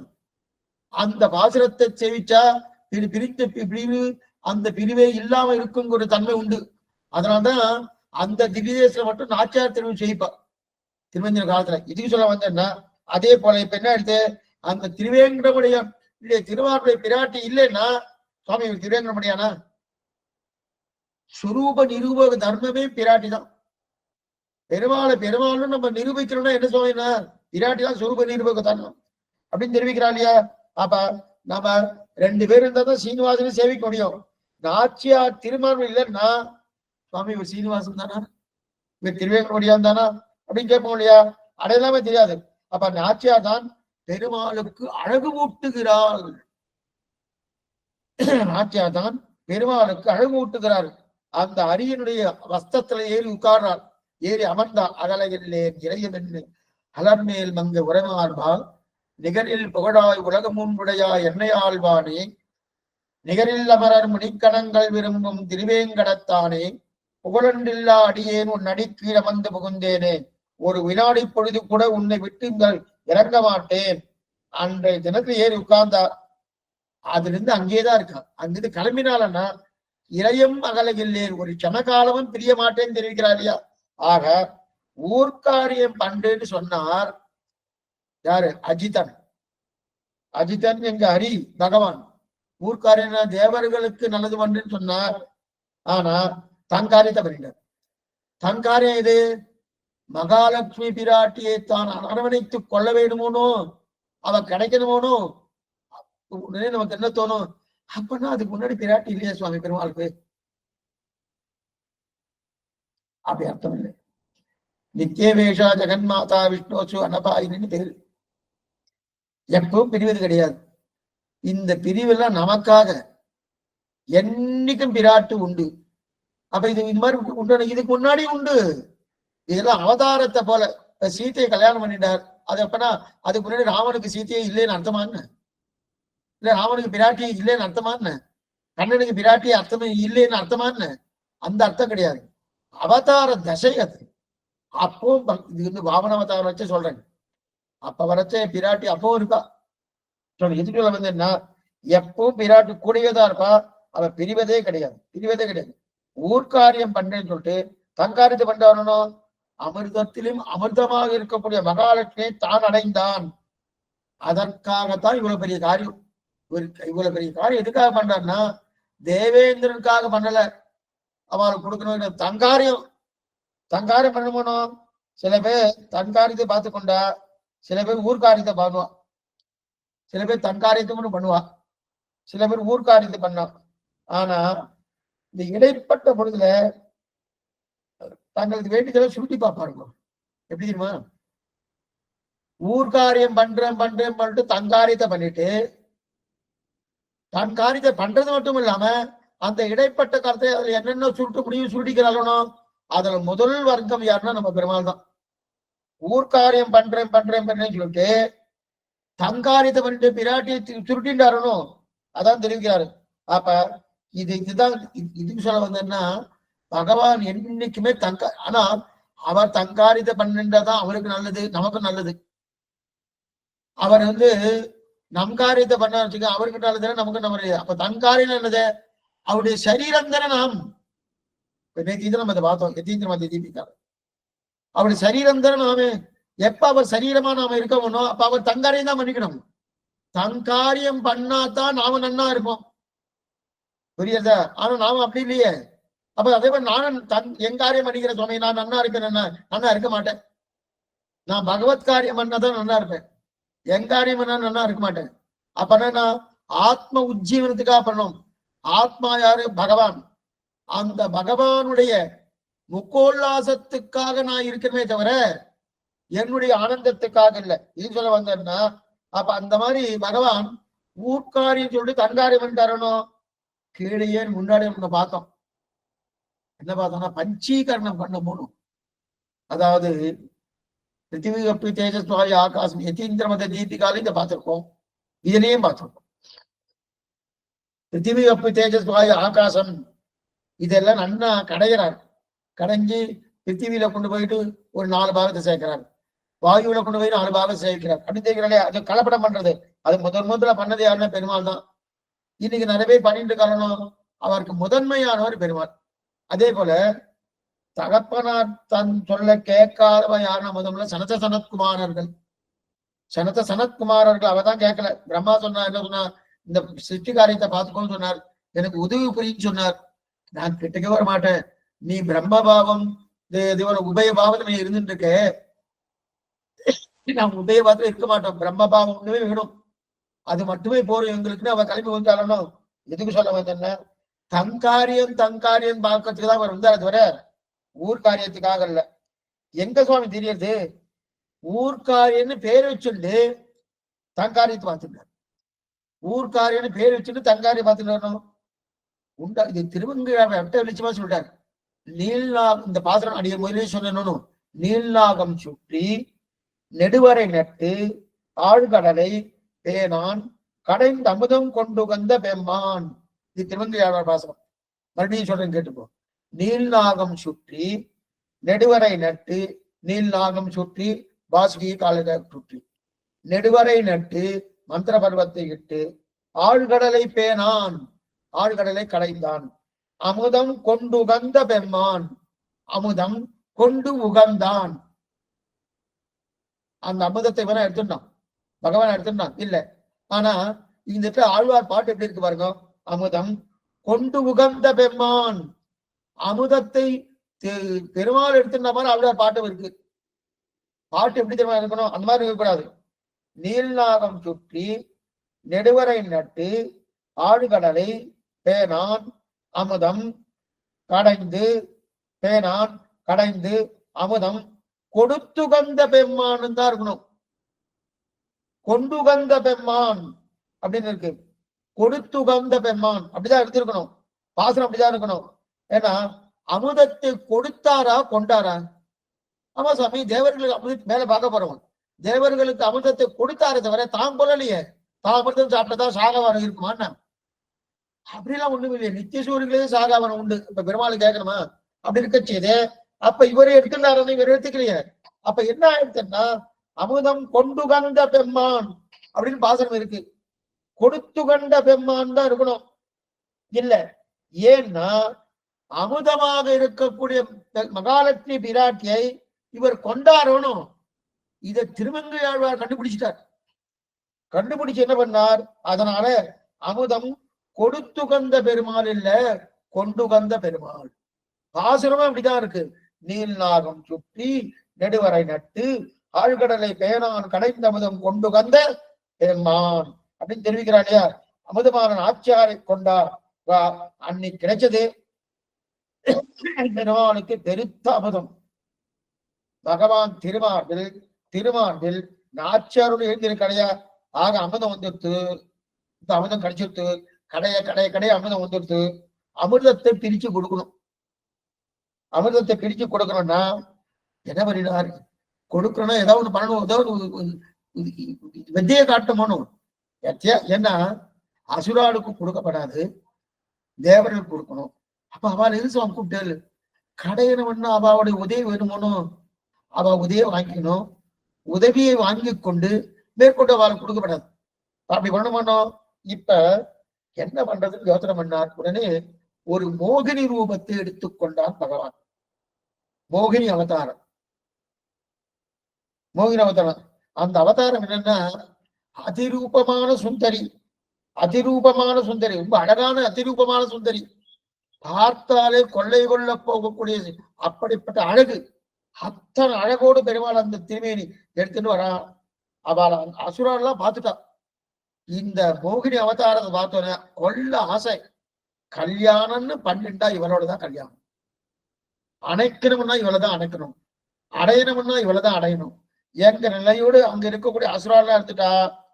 அப்ப பெருமாள் பார்த்தார், தான் மோகினி அவதாரம். மோகினி அவதாரத்துக்கும் நாச்சியார் திருக்கோலத்துக்கும் வித்தியாசம் உண்டு. அடிக்கடி இந்த விஷயம் சொல்றேன். ஏன்னா பெருமாள் சன்னிதியில அநேகமா 5ஆம் நாள் உற்சவம் இல்ல 8ஆம் நாள் உற்சவம் எப்போ அந்தந்த திவ்யதேசத்துக்கு மாறுபடும். அந்த உற்சவ காலத்துல ஒரு நாள் நாச்சியார் திருக்கோலம் சாத்துவா. அதுல சில திவ்ய தேசத்துல மோகினி அவதாரம் போடுறா. ரொம்ப தவறான கருத்து. மோகினி அவதாரம் இப்ப திருப்பார்க்கடல் கடைந்தது பின்னாடி எடுக்கப்பட்ட பகவானால் எடுக்கப்பட்ட அவதாரம் மோகினி அவதாரம். ஆனா அது நாச்சியார் திருக்கோலம் அல்ல. நாச்சியார் திருக்கோலம் வேறு, மோகினி அவதாரம் வேறு. நாச்சியார் திருக்கோலம் நம்மை உத்தரணம் பண்ணுவதற்காக, நம்மை கொண்டு போய் ஸ்ரீவைகுண்டத்தில் சேர்ப்பதற்காக நாச்சியார் திருக்கோலம். மோகினி அவதாரம் அசுரர்களை மயக்குவதற்காக மோகினி அவதாரம். ரெண்டுமே ஒண்ணு கிடையாது. கொஞ்சம் நல்லா புரிஞ்சு. அதனால அது அநேகமா பெரிய சில கோயிலெல்லாம் மோகினி அவதாரம்னே போடுறான்.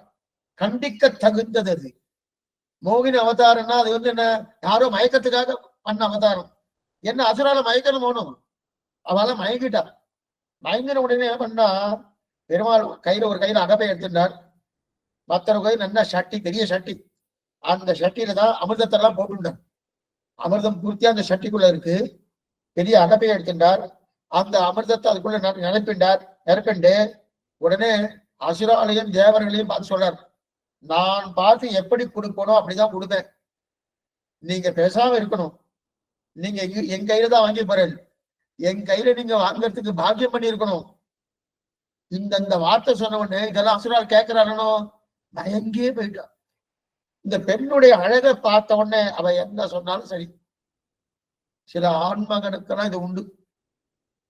சில பெண்ணை பிடிச்சிட்டு போயிடுச்சு வச்சுக்கோங்க. அவன் என்ன சொன்னாலும் கேட்டுட்டே இருக்காங்க. கல்யாணம் ஆயிடுச்சுன்னா அதுக்கப்புறம் எப்படி சுவாமி தெரியாது.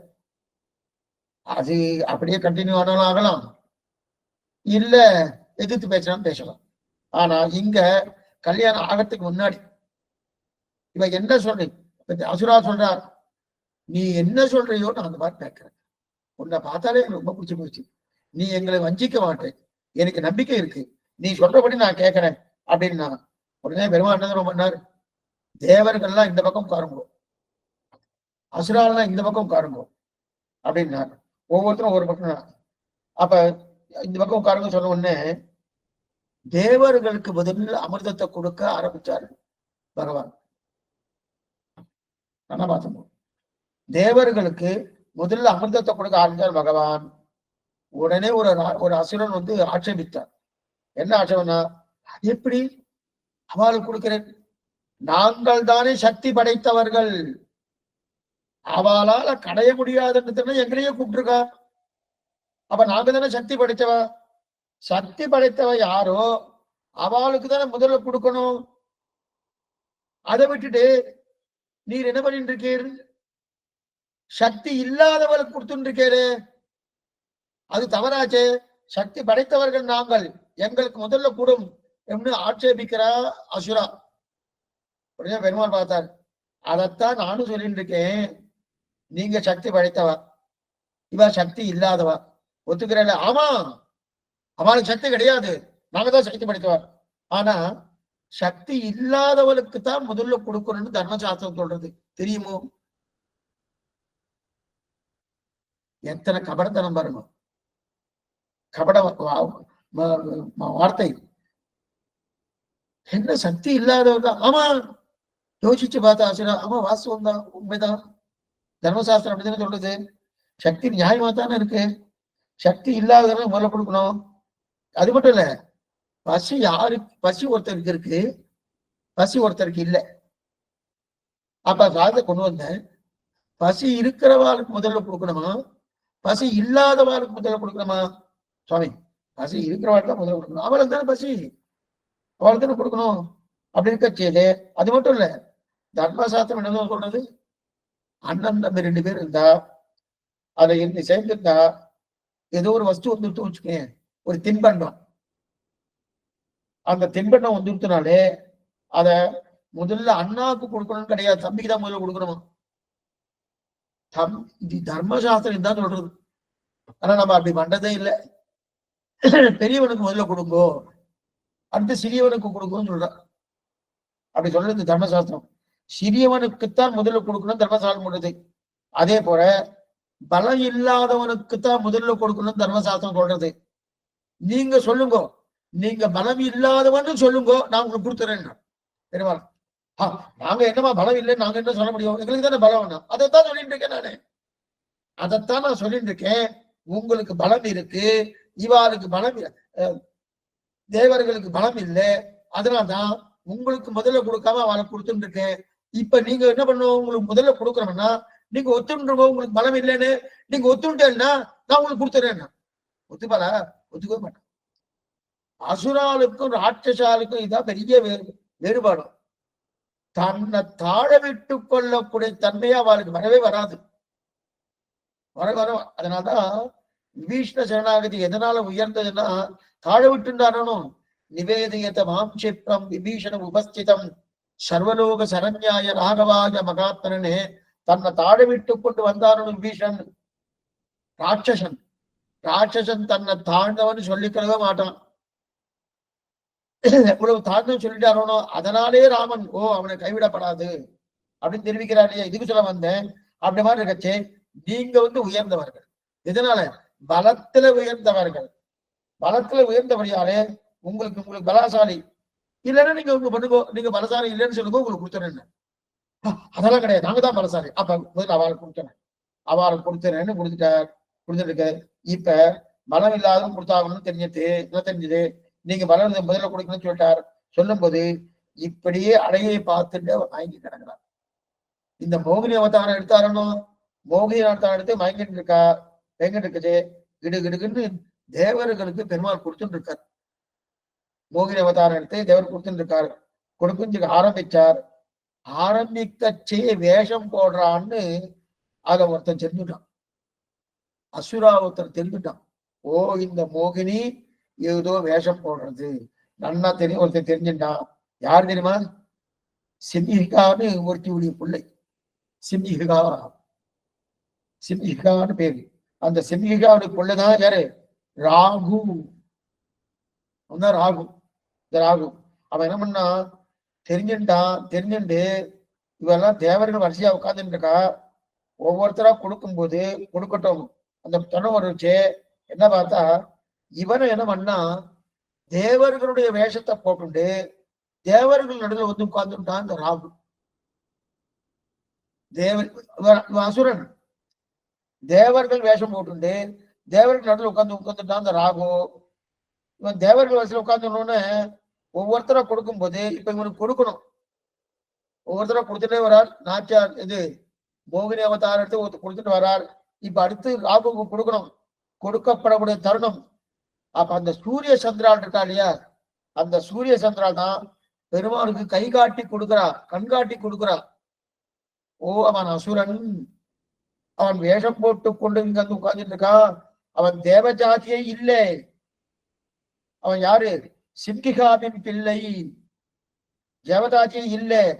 அப்ப வேஷத்தை மாத்திட்டு உட்கார்ந்து இருக்கான்னு சொன்ன உடனே பெருமாள் கோபம் வந்துட்டு முன்னாடியே தெரியும். இதான் இவன் சொல்லத்தான் தெரியல, முன்னாடியே தெரியும். கோபம் வந்துடுத்து. கோபம் உடனே கையில அகப்பை வச்சுட்டு தரணும். அகப்பெல்லாம் இப்ப எல்லாம் பார்க்க முடியாது. முந்திலாம் பாகவத ததியாரதெல்லாம் கரண்டி எல்லாம் இருக்காது, அகப்பதான் இருக்கும். அகப்பையில்தான் நெடியமது, சாத்தமது, மோரமது இதெல்லாம் அகப்பையில தான் எடுப்பான். அந்த அகப்பையை வச்சுட்டு தர கையில அந்த அகப்பையால் ஒரு தட்டு தட்டினா தலையே போயிடுத்து. ஒரு தட்டி தட்டின உடனே தலையே போயிடுத்து. அதனால்தான் இன்னைக்கும் சூரிய சந்திரால பிடிக்கிறாரோ அன்றைய தினம் ஆரம்பிச்சது வன்மம். அந்த பகை ஆரம்பிச்சது. அந்த பகை ஒண்ணு இருக்கு. ராகு பீடிக்கிறது அதான் இப்ப கிரகணமா இருக்கு. சூரிய கிரகணம், சந்திர கிரகணம் சொல்றோமோ அதுதான். அப்ப கிரகணத்தின் போது சூரிய சந்திரனை பிடிக்கிறாரோ அப்ப தனக்கு கிடைக்க வேண்டிய அமிர்தத்தை கிடைக்க வைப்பாமல் காட்டி கொடுத்தான் இல்லையா. இந்த விரோதத்தினால் கிரகணத்தின் போது இருவரையும் ராகு பீடிக்கிறார். இதுதான் ராகு பிடிச்சிட்டார், முக்காவாசி பிடிச்சிட்டார், விட்டுட்டார், மோட்சம் அணில் போன்றமோனோ அதான் திரும்பி பீடிக்கிறானே. இதோடு இந்த சரித்திரம் முடியாது. அமிர்தத்தை யார் கொடுத்தார்? தேவர்கள் கொடுத்தார், அசுரால் கொடுக்கல. தான் என்ன வேஷம் போட்டுட்டார்? ஆச்சரியமான அந்த சதிரூப சுந்தரியாக இருக்கக்கூடிய அந்த வேஷத்தை போட்டுண்டார். அந்த வேஷத்தை கொண்டு நாச்சியார் திருக்கோலம் அப்படின்னு இதுக்கு சொல்லப்படாது. அதுக்குதான் நாச்சியார் பெருமாள் புறப்பாட்டுக்கு தான் நாச்சியார் திருக்கோலம் சொல்லணும். பெரிய திருநம் இதுக்கு சொல்ல வந்தேன்னா அப்ப இது என்ன சுவாமி இது ஏதோ பேர் சொல்லிக்கிறார், இருக்கட்டும். அப்படி இருக்கச்சது ஆகா இதோடு இந்த கதை முடியாது. சரி சுவாமி, இந்த ராகு பீடிச்சது இதெல்லாம் அந்த சரிதான் இருக்கு.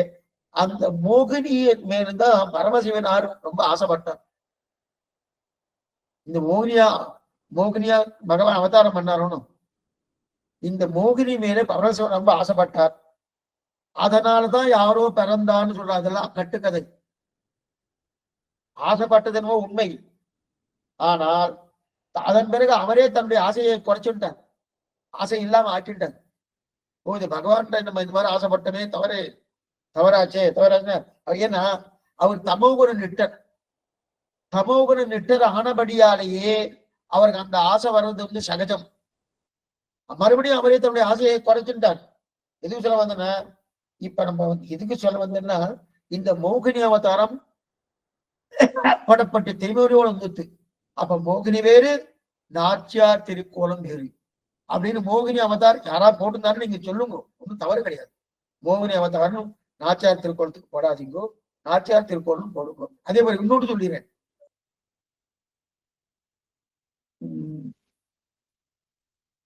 பகல்பத்து உற்சவத்துல திருமங்கை ஆழ்வாருக்கு நாயிகா பாவம் பாசனம் வரும். பரகால நாய்க்கு திருக்கோலம் சாத்துவா. அத எல்லாரும் என்ன சொல்லுவாங்க? சரஸ்வதி திருக்கோலம் சொல்லுவாங்க. ஏன்னா அங்க வீணை உண்டு. பரகால நாய்க்கு திருக்கோலத்துக்கு வீணை உண்டு, சரஸ்வதிக்கும் வீணை உண்டு. ரெண்டுமே வீணை இருக்கிறபடியால சரஸ்வதி திருக்கோலம் சொல்லுவாங்க. தவறு. சரஸ்வதியான ஒரு தேவதை. பரகால நாய்க்கு திருக்கோலம் உயர்ந்தது. அந்த பரகால நாய்க்கு திருக்கோலம் சொல்லணுமே தவிர அது சரஸ்வதி திருக்கோலம் சொல்லக்கூடாது. அதே போல இங்க நாச்சியார் பெருமாள் புறப்பாட்டின் போது நாச்சியார் திருக்கோலம் சொல்லணும். இங்க மோகினி அவதாரம் தான் அப்படின்னு சொல்றாரு. ஆக இதோட இந்த சரித்திரம் முடிஞ்சிருது. அடுத்து நம்ம பார்க்க வேண்டிய சரித்திரம் மகாபலி வாமன அவதாரம். வாமனம் எல்லாம் சுருக்கமான சரித்திரம் தான். அடியேன்னு சுருக்கமா தான் சொல்லியிருக்கேன். வாமன அவதாரம், வாமன அவதாரம் சரித்திரம் ஆச்சரியமான சரித்திரம். அப்படி சரித்திரம் ஏன்னா பிரகலாதனுடைய பிள்ளை விரோச்சனன், விரோச்சனுடைய பிள்ளை தான் யாரு? மகாபலி சக்கரவர்த்தி. அப்ப பிரகலாதனுக்கு பேரன் யாரு? மகாபலி. யாரோ இல்ல, மகாபலி பிரகலாதனுடைய பேரன். இவெல்லாம் அசுரர். இவ எப்படின்னா புரியத்துக்காக சொல்றேன் ஒரு விஷயம். கஷ்ய பிரஜாபதி, கஷ்ய பிரஜாபதிக்கு ரெண்டு மனைவி. ஒரு மனைவிக்கு அஜித்தின்னு பேரு, இன்னொரு மனைவிக்கு தித்தின்னு பேரு. கஷ்ய பிரஜாபதியுடைய ரெண்டு மனைவிகள், ரெண்டு மனைவியில ஒரு மனைவிக்கு அதித்தின்னு பேரு, இன்னொரு மனைவிக்கு தித்தின்னு பேரு. அந்த தித்தியுடைய பிள்ளைகள் தான் அசுரா, அதித்தியுடைய பிள்ளைகள் தான் தேவர்கள். தேவர்களும் அசுரர்களும் ரெண்டு பேருக்கும் ஒரே தகப்பனார்.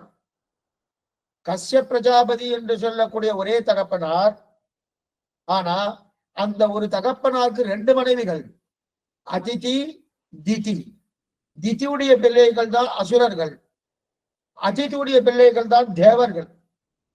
அந்த அதிதியுடைய பிள்ளை தான் வாமன பகவான். அந்த அதிதியுடைய மூத்த பிள்ளை தான் இந்திரன். கடைசி பிள்ளை தான் வாமன பகவான். இப்ப நம்ம அந்த சரித்திரத்தை தான் பார்க்க போறோம். இந்த சரித்திரத்தை பார்க்கணும். இப்ப என்ன ஆயிடுச்சு? இப்போதைக்கு ஜெயவேந்திரன் ஜெயிச்சுட்டான். ஏன்னா இந்த அமிர்தத்தை கொடுத்தாச்சு, மோகினி அவதாரம் பண்ணி ஏமாத்தி அசுராளுக்கு கொடுக்காம தேவர்களுக்கு அந்த அமிர்தத்தை கொடுத்தாச்சு. தேவேந்திரன் ஜெயிச்சாச்சு. தேவேந்திர ராஜ்ய பரிபாலம் பண்ணிருக்கான், தேவன் பண்ணிட்டு இருக்கான். பலிக்கு, மகாபலிக்கு ஒரே கோபம். ஏன்னா இவாள அசுரா இல்லையா, மகாபலிக்கு ஒரே கோபம். எப்படியாவது இவாளை நான் ஜெயிச்சு தான் ராஜ்ய பரிபாலம் பண்ணணும் அப்படின்னு 3 லோகத்தையும் நான் தான் ஆளணுன்ற ஒரு தன்மை மகாபலிக்கு வந்துருக்கு. என்ன பண்ணலாம்? அங்க இருக்கிற பிராமணர்கள், அந்தணர்கள், அவர்கள் எல்லாம் ஒன்னா சேர்த்து என்னென்ன சாஸ்திரங்களுடைய எல்லா சாஸ்திரையும் தான் கத்துண்டு அவர்களை வைத்துக் கொண்டு நிறைய யாகங்கள் பண்ணி இந்திரனை ஜெயித்தான். அந்த இந்திரனையே ஜெயிச்சுட்டான். இந்திரனை ஜெயிச்ச அசுரனை கொண்டு இந்திரனை ஜெயித்தான். இந்திரனை சொர்க்கத்தை விட்டு ஓட விரட்டிட்டான். இந்திரனை சொர்க்கத்தை விட்டு ஓட விரட்டினான். இப்ப 3 லோகம் போயிடுத்து. பூகு, புவகா, சுவகா என்று சொல்லக்கூடிய 3 லோகங்கள் போயிடுத்து. இந்திரன் ஜெயிச்சிட்டான். இப்ப இந்திரனுக்கு 3 லோகங்களுக்கு நல்லா ஜெயிச்சு. இந்திரன் ஜெயிச்சான முதல்ல ஜெயிச்சான். இப்ப ஜெயிச்சது மகாபலி. தான் பிராமணால வைத்துக் கொண்டு யாகங்கள் பண்ணி அதன் மூலம் தவ வலிமையாலே அந்த 3 ராஜ்யத்தையும் படித்துக் கொண்டு இந்திரனையும் ஓட விரட்டிட்டான். இந்திரன் போயிட்டான். ஓட இந்திரன் நேரா பகவான்கிட்ட போனார். என்னுடைய நிலைக்கு மாதிரி ஆயிடுச்சு, நான் என்ன பண்றதுன்னா காலம் வரும்போது திரும்ப உனக்கு கிடைக்க வைக்கிறா, ஒண்ணு கவலைப்படாது. கவலைப்பட வேண்டிய அவசியமே கிடையாது. காலம் வரும்போது கட்டாயம் உனக்கு கிடைக்கும். ஏன்னா நமக்கு நல்ல காலம் நல்லா ஏற்றதா இருந்ததுன்னா என்ன பண்ணலாம். நல்ல காலம் இல்லையா, சில நேரத்துல சில காரியம் எல்லாம் பண்ணப்படாது. ஏன் சுவாமி பண்ணப்படாதுன்னா நமக்கு காலம் அனுகூலமா இல்லைன்னு அர்த்தம். காலம் அனுகூலமா வந்துருத்துனாலே என்ன காரியம் பண்ணாலும் டக்குனது அது என்ன ஆகும்? முயற்சி திருவிளையாட்டுன்னு சொல்றாங்க, அது நல்லா நடந்துடும். இப்ப காலம் உனக்கு சரியா இல்லை, அதனால நீ கொஞ்சம் பொறுத்திருந்துதான் இருக்கணும். இப்போதைக்கு பொறுத்துக்கோன்னா சொர்க்கம் போறது. சொர்க்கத்துடைய வெளில வா, சொர்க்கத்துடைய வெளில வந்து உனக்கு நல்லது பண்றேன் சொல்ல இப்ப இந்திரன் பிரார்த்திக்கிறார். அந்த இந்திரனுடைய பிரார்த்தனை கிடக்க பகவான் என்ன பண்ணார்? வாமன அவதாரம் பண்றார். இந்திரனுடைய பிரார்த்தனைக்கு வாமன அவதாரம் பண்றார். ஏற்கனவே பாருங்க, ஏற்கனவே இரண்யகசிபுவை கொண்டார். இரண்யாட்சகன் வராகன் கொண்டார்.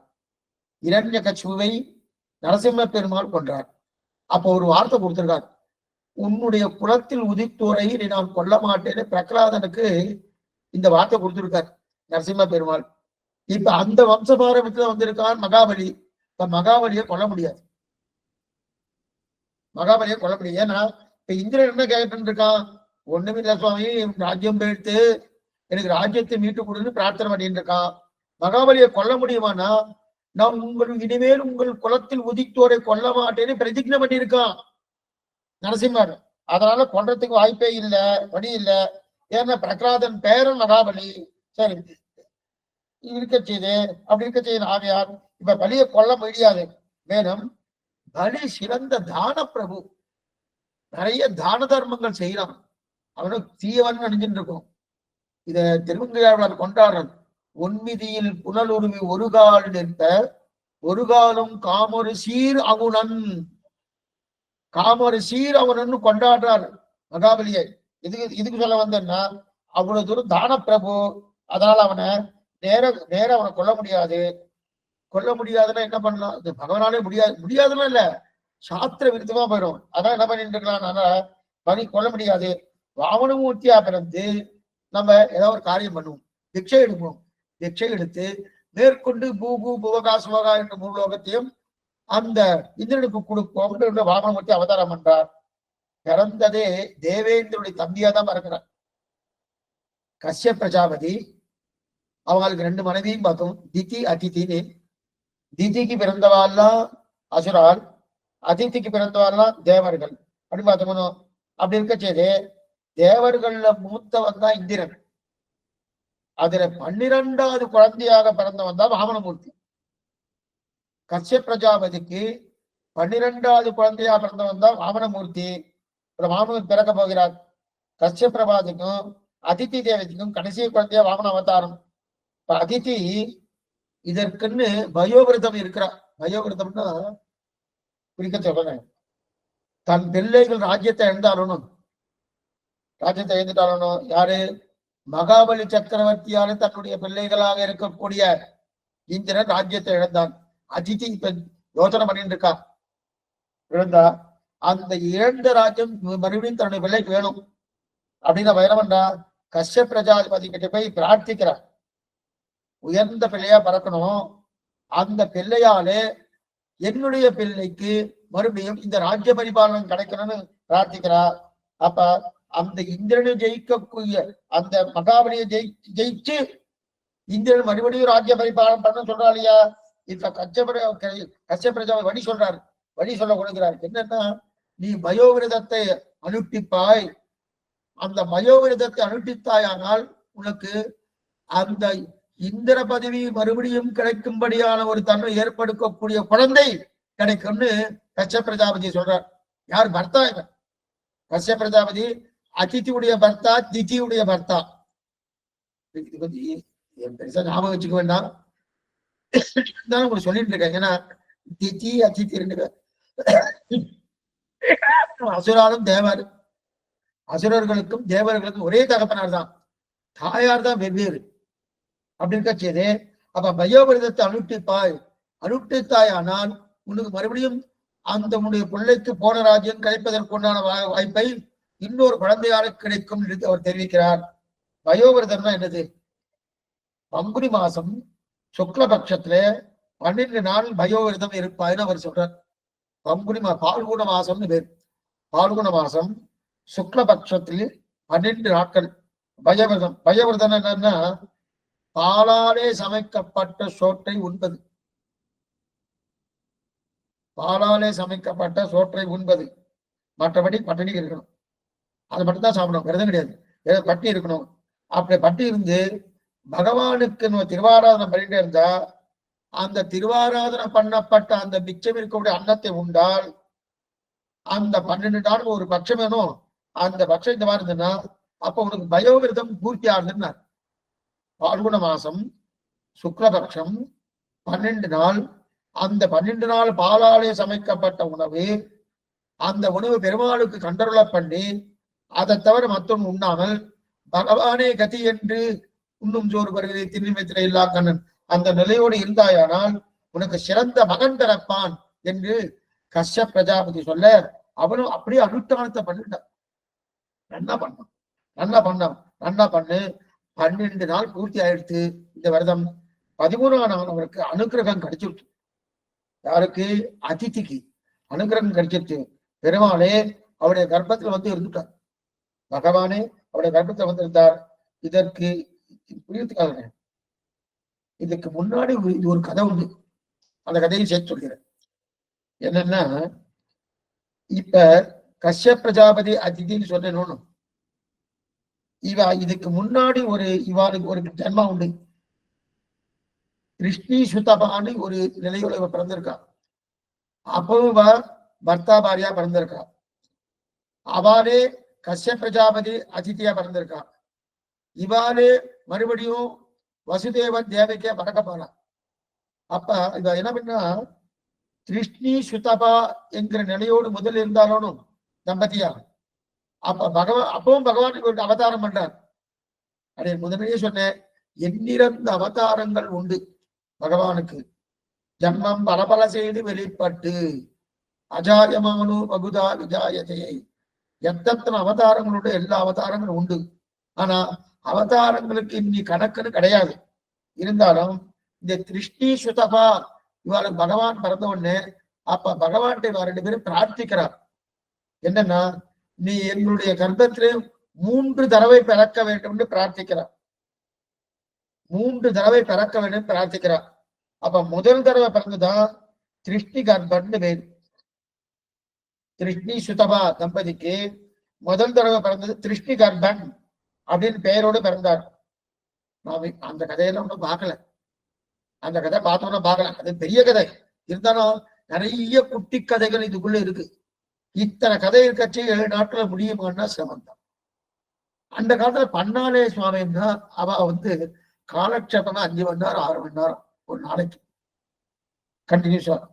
நமக்கு 5 மணி நேரமா 5 நிமிஷம் நாடி ஆயிடுச்சுன்னா கிளம்பி போறேன் சுவாமி, கிளம்பி போயிட்டே இருக்கட்டும். அப்படி இருக்க செய்து அப்ப திருஷ்ணி சுதபா அப்படின்ற திருஷ்டி கர்ப்பனாக முதல் கர்ப்பம் பெயரோடு பிறந்தான் அப்படின்னு கதையா. அதுக்கப்புறம் எத்தனையோ கதைகள் விடப்பட்டிருக்கு. இதுல முதல் அவதாரம் திருஷ்டி கர்ப்பன். அடுத்து இப்ப பிறக போறார் அதிதிக்கும் கஷ்யப பிரஜாபதிக்கும் குழந்தையா பிறக்க போறாருனோ, அதுதான் வாமன அவதாரம் 2வது. வாமன அவதாரம் 2வது. இதே பெருமாள் வசுதேவனுக்கும் தேவகைக்கும் 3வதாக பிறக்க போகிறார். மேல நம்ம பார்க்க போறோம். அது இனிமே பார்க்க போறோம். அப்படின்னு 4-5 வருஷம் கழிச்சு அதையும் பார்க்க போறோம். அப்ப அது 3வது அவதாரம் பிறக்க போறாரு இல்லையா. ஆக அவர்கள் பிரார்த்தித்தபடி 3 தடவை பிறக்கணும்னு பிரார்த்திக்கிறார்கள். அதுல பகவான் இப்ப 2வது வாமனனாக அவதாரம் பண்ண போகிறார். முதல்வர் அவதாரம் பண்ணது திருஷ்டி கர்ப்பன், திருஷ்ணி சுதபா, திருஷ்டி கர்ப்பனாக. 2வது வாமனனாக. 3வது தடவை தான் கண்ணனாக வசுதேவருக்கும் அதேவருக்கு தேவகிக்கும் பிறக்க போறார். சரி, இப்ப அங்க பிறக்கச்சு ஆட்டி இருக்கச்சு. இப்ப இவர் பிரார்த்திட்டு 3வது அவதாரம் பகவான் எப்படி வாமன அவதாரம்னா, அழகான 4 தோள்களோடு பீதாம்பரத்தை தரித்துக் கொண்டு சங்கரேத்திரன் தரித்துக் கொண்டு உயர்ந்த கிரீடத்தோடு பகவான் அதிதி தேவிக்கு காட்சி கொடுக்கிறார். 4 தோள்களோடு பீதாம்பரத்தை தரித்துக் கொண்டு சங்கு சக்கரம் தரித்துக் கொண்டு நீண்ட கிரீடத்தோடு அதிதி தேவிக்கு அவர் காட்சி கொடுக்கிறார். அதை சேவிக்கிறார். உன்னுடைய கர்ப்பமாக நான் இருக்கிறேன். 2வது அடையாக அதிதியே, 2வது அடையாக உன்னுடைய கர்ப்பமாக நான் இருக்கேன். 2வது அடைய உன்னுடைய ஆசையை நிறைவேற்றினேன் அப்படின்னு தெரிவிக்கிறார். இது எப்ப பிறந்தார் தெரியுமா? பாத்ரபத மாசம். பாத்ரபத மாசம் நம்ம முன்னாடி பார்த்திருக்கோம். பஞ்சாங்கம் என்பது 2 விதமான பஞ்சாங்கம் உண்டு. ஒண்ணு சந்திரனை அடிவொற்றி, மற்றொன்று சூரியனை அடிவொற்றி. சந்திரனை அடிவொற்றி பஞ்சாங்க பிரகாரம் தான் இப்ப சொல்றது. பாத்ரபத மாசம்னா புரட்டாசி மாசம். நம்முடைய பஞ்சாங்கம் சூரியனை அடிவொட்டி இருக்கக்கூடிய பஞ்சாங்கம். ஆனா ஆந்திர தேசமாகட்டும், கர்நாடக தேசமாகட்டும், ஏனைய தேசங்கள் உத்தர தேசமாகட்டும், அங்கெல்லாம் அநேகமா சந்திரனை அடிவொட்டி இருக்கக்கூடிய பஞ்சாங்கம் தான். அப்ப அதுல பாத்ரபத மாசம். அப்பனா அவளுக்கு அது புரட்டாசி மாசம். இப்ப நமக்கும் புரட்டாசியான சரியா சொல்ல முடியாது. ஏன்னா ஆனா இன்னைக்கும் திருவேங்கடமணியாருக்கு புரட்டாசி திருவோணத்துல தான் அவருக்கு கஜா அவரோகணம் இருக்கட்டும். அப்படி இருக்க செய்து பாத்ரபத மாசம் அதுல அழகான விஜயா என்கிற முகூர்த்தம். விஜயா என்கிற முகூர்த்தத்துல பெருமாள் அவதாரம் பண்றார். அந்த முகூர்த்தத்துக்கு விஜயான்னு பேரு. அபிஜித் முகூர்த்தம் அப்படின்னு சொல்லுவாங்க. அபிஜித் முகூர்த்தம் சொல்றாருயா. பாத்ரபத மாசத்தில் சவண நட்சத்திரம் ரொம்ப முக்கியம். திருவோண நட்சத்திரத்துல துவாதசி திதியில் பெருமாள் அவதாரம். திருவோண நட்சத்திரம் துவாதசி திதி பாத்ரபத மாசம். அது மாத்திரம் இல்லாது அபிஜித் முகூர்த்தத்துல பகவானுடைய அவதாரம். அவர் அவதாரம் பண்றது ரொம்ப குள்ளமா வந்தாராம், ரொம்ப குள்ளமா. எவ்வளவு குள்ளம்னு சொல்லியாச்சு. இது ஒரு எக்ஸாம்பிள் சொல்றேன். எவ்வளவு குள்ளம்னா, அதிதி கஷ்யபர் இருக்கா இல்லையா, அவ 2 பேரும் பார்த்துட்டு இவ்வளவு குள்ளமா, இவ்வளவு குள்ளமா, இவ்வளவு குள்ளமா பறக்க வேண்டும், அவளே விட்டுட்டு போயிட்டாங்க. அவளே விட்டுட்டு போற அளவுக்கு குள்ளம். அவ்வளவு குள்ளமா பிறந்திருக்கானா அந்த. ஏன்னா இதுக்கு ஒரு எக்ஸாம்பிள் எப்படின்னா, உலகத்துல குள்ளர்களா இருப்பாரணும். இவர் குள்ளம், இவர் குள்ளம், 2 அடிதான் சுவாமி, இவர் ஒரு அடிதான் சுவாமி என்று சொல்றோம். எத்தனை பேர் குள்ளமா இருப்பாரனோ அந்த குள்ளர்களை பார்த்து. இப்ப வாமன பகவானை பார்த்தோம்னா, சுவாமி அந்த குள்ளர்களே திருவிக்ரம அவதாரம் போல இருக்கானே, வாமனன் தான் குள்ளம் போட்டிருக்கு, அந்த அளவுக்கு குள்ளம். அப்ப லோகத்தில் இருக்கக்கூடிய குள்ளர்களே திருவிக்ரம அவதாரம் சொல்லும் அளவுக்கு வாமனன் குள்ளமா இருக்கணும்னா இவ்வளவு குள்ளமா இருப்பாரு. அவ்வளவு குள்ளம். அவ்வளவு இத்தனையே சுவாமி, இத்தனை குள்ளம்னா, ஒரு சின்ன விதை இருக்கணும். அந்த சின்ன விதையிலிருந்து தானே ஆலமரமே முளைக்கிறது. ஆலமரம் முளைக்கணும்னா எப்படி முளைக்கும்? சின்ன விதையிலிருந்து தான் முளைக்கிறது. அதே போல வாமனமூர்த்தி, குறுகிய வாமனமூர்த்தி, குறுகிய மோனமூர்த்தி. ஆனா பெருத்த திருவிக்கிரமாக வளர போகிறான். ஆக வாமன அவதாரம் பண்ணான். உயர்ந்த பிராமணன், உயர்ந்த பிராமணன் தேஜஸோடு இருக்கிறான்.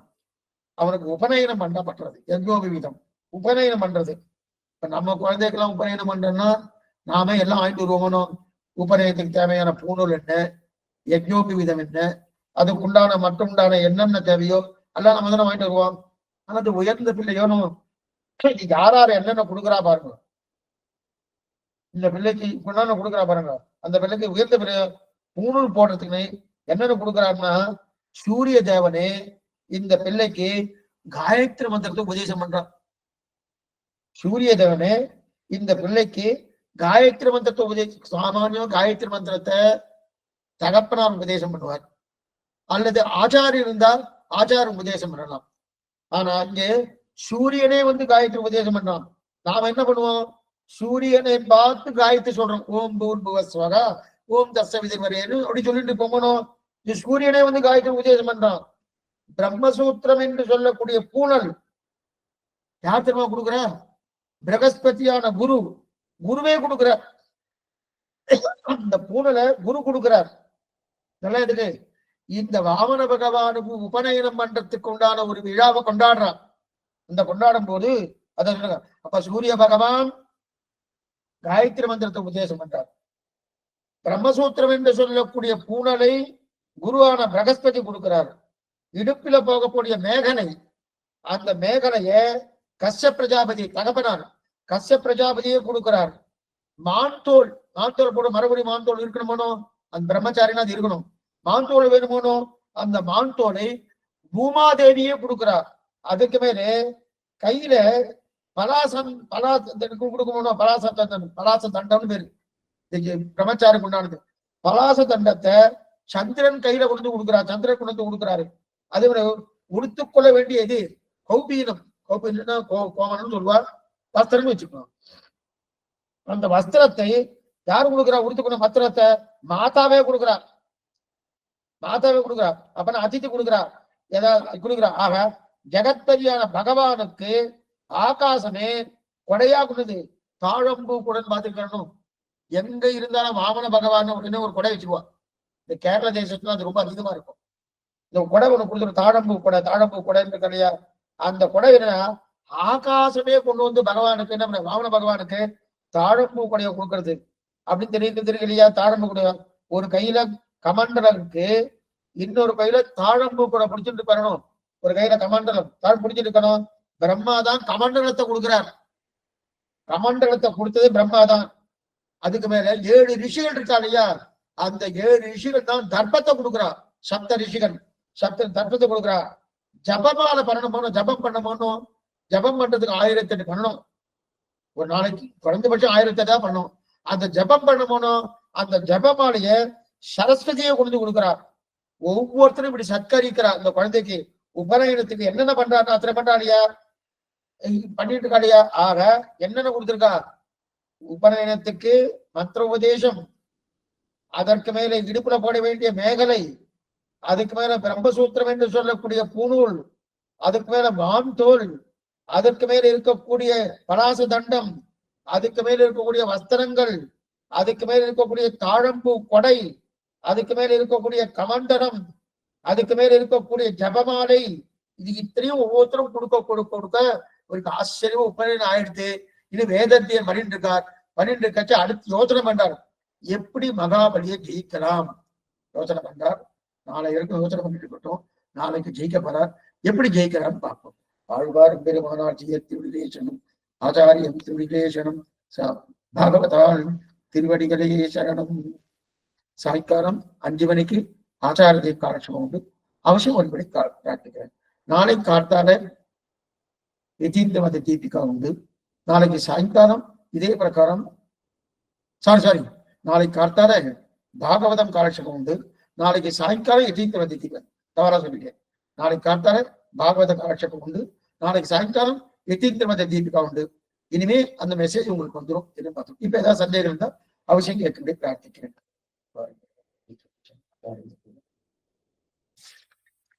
அடியன் ராமானுஜதாசன் சுவாமி தேவரி திருவடிகளை சேவிச்சுக்கிறேன் சுவாமி. அற்புதமா இருக்கு சுவாமி. ஸ்ரீமதி ராமானுஜாய நமக. தன்யோஸ்மி சுவாமி. அடி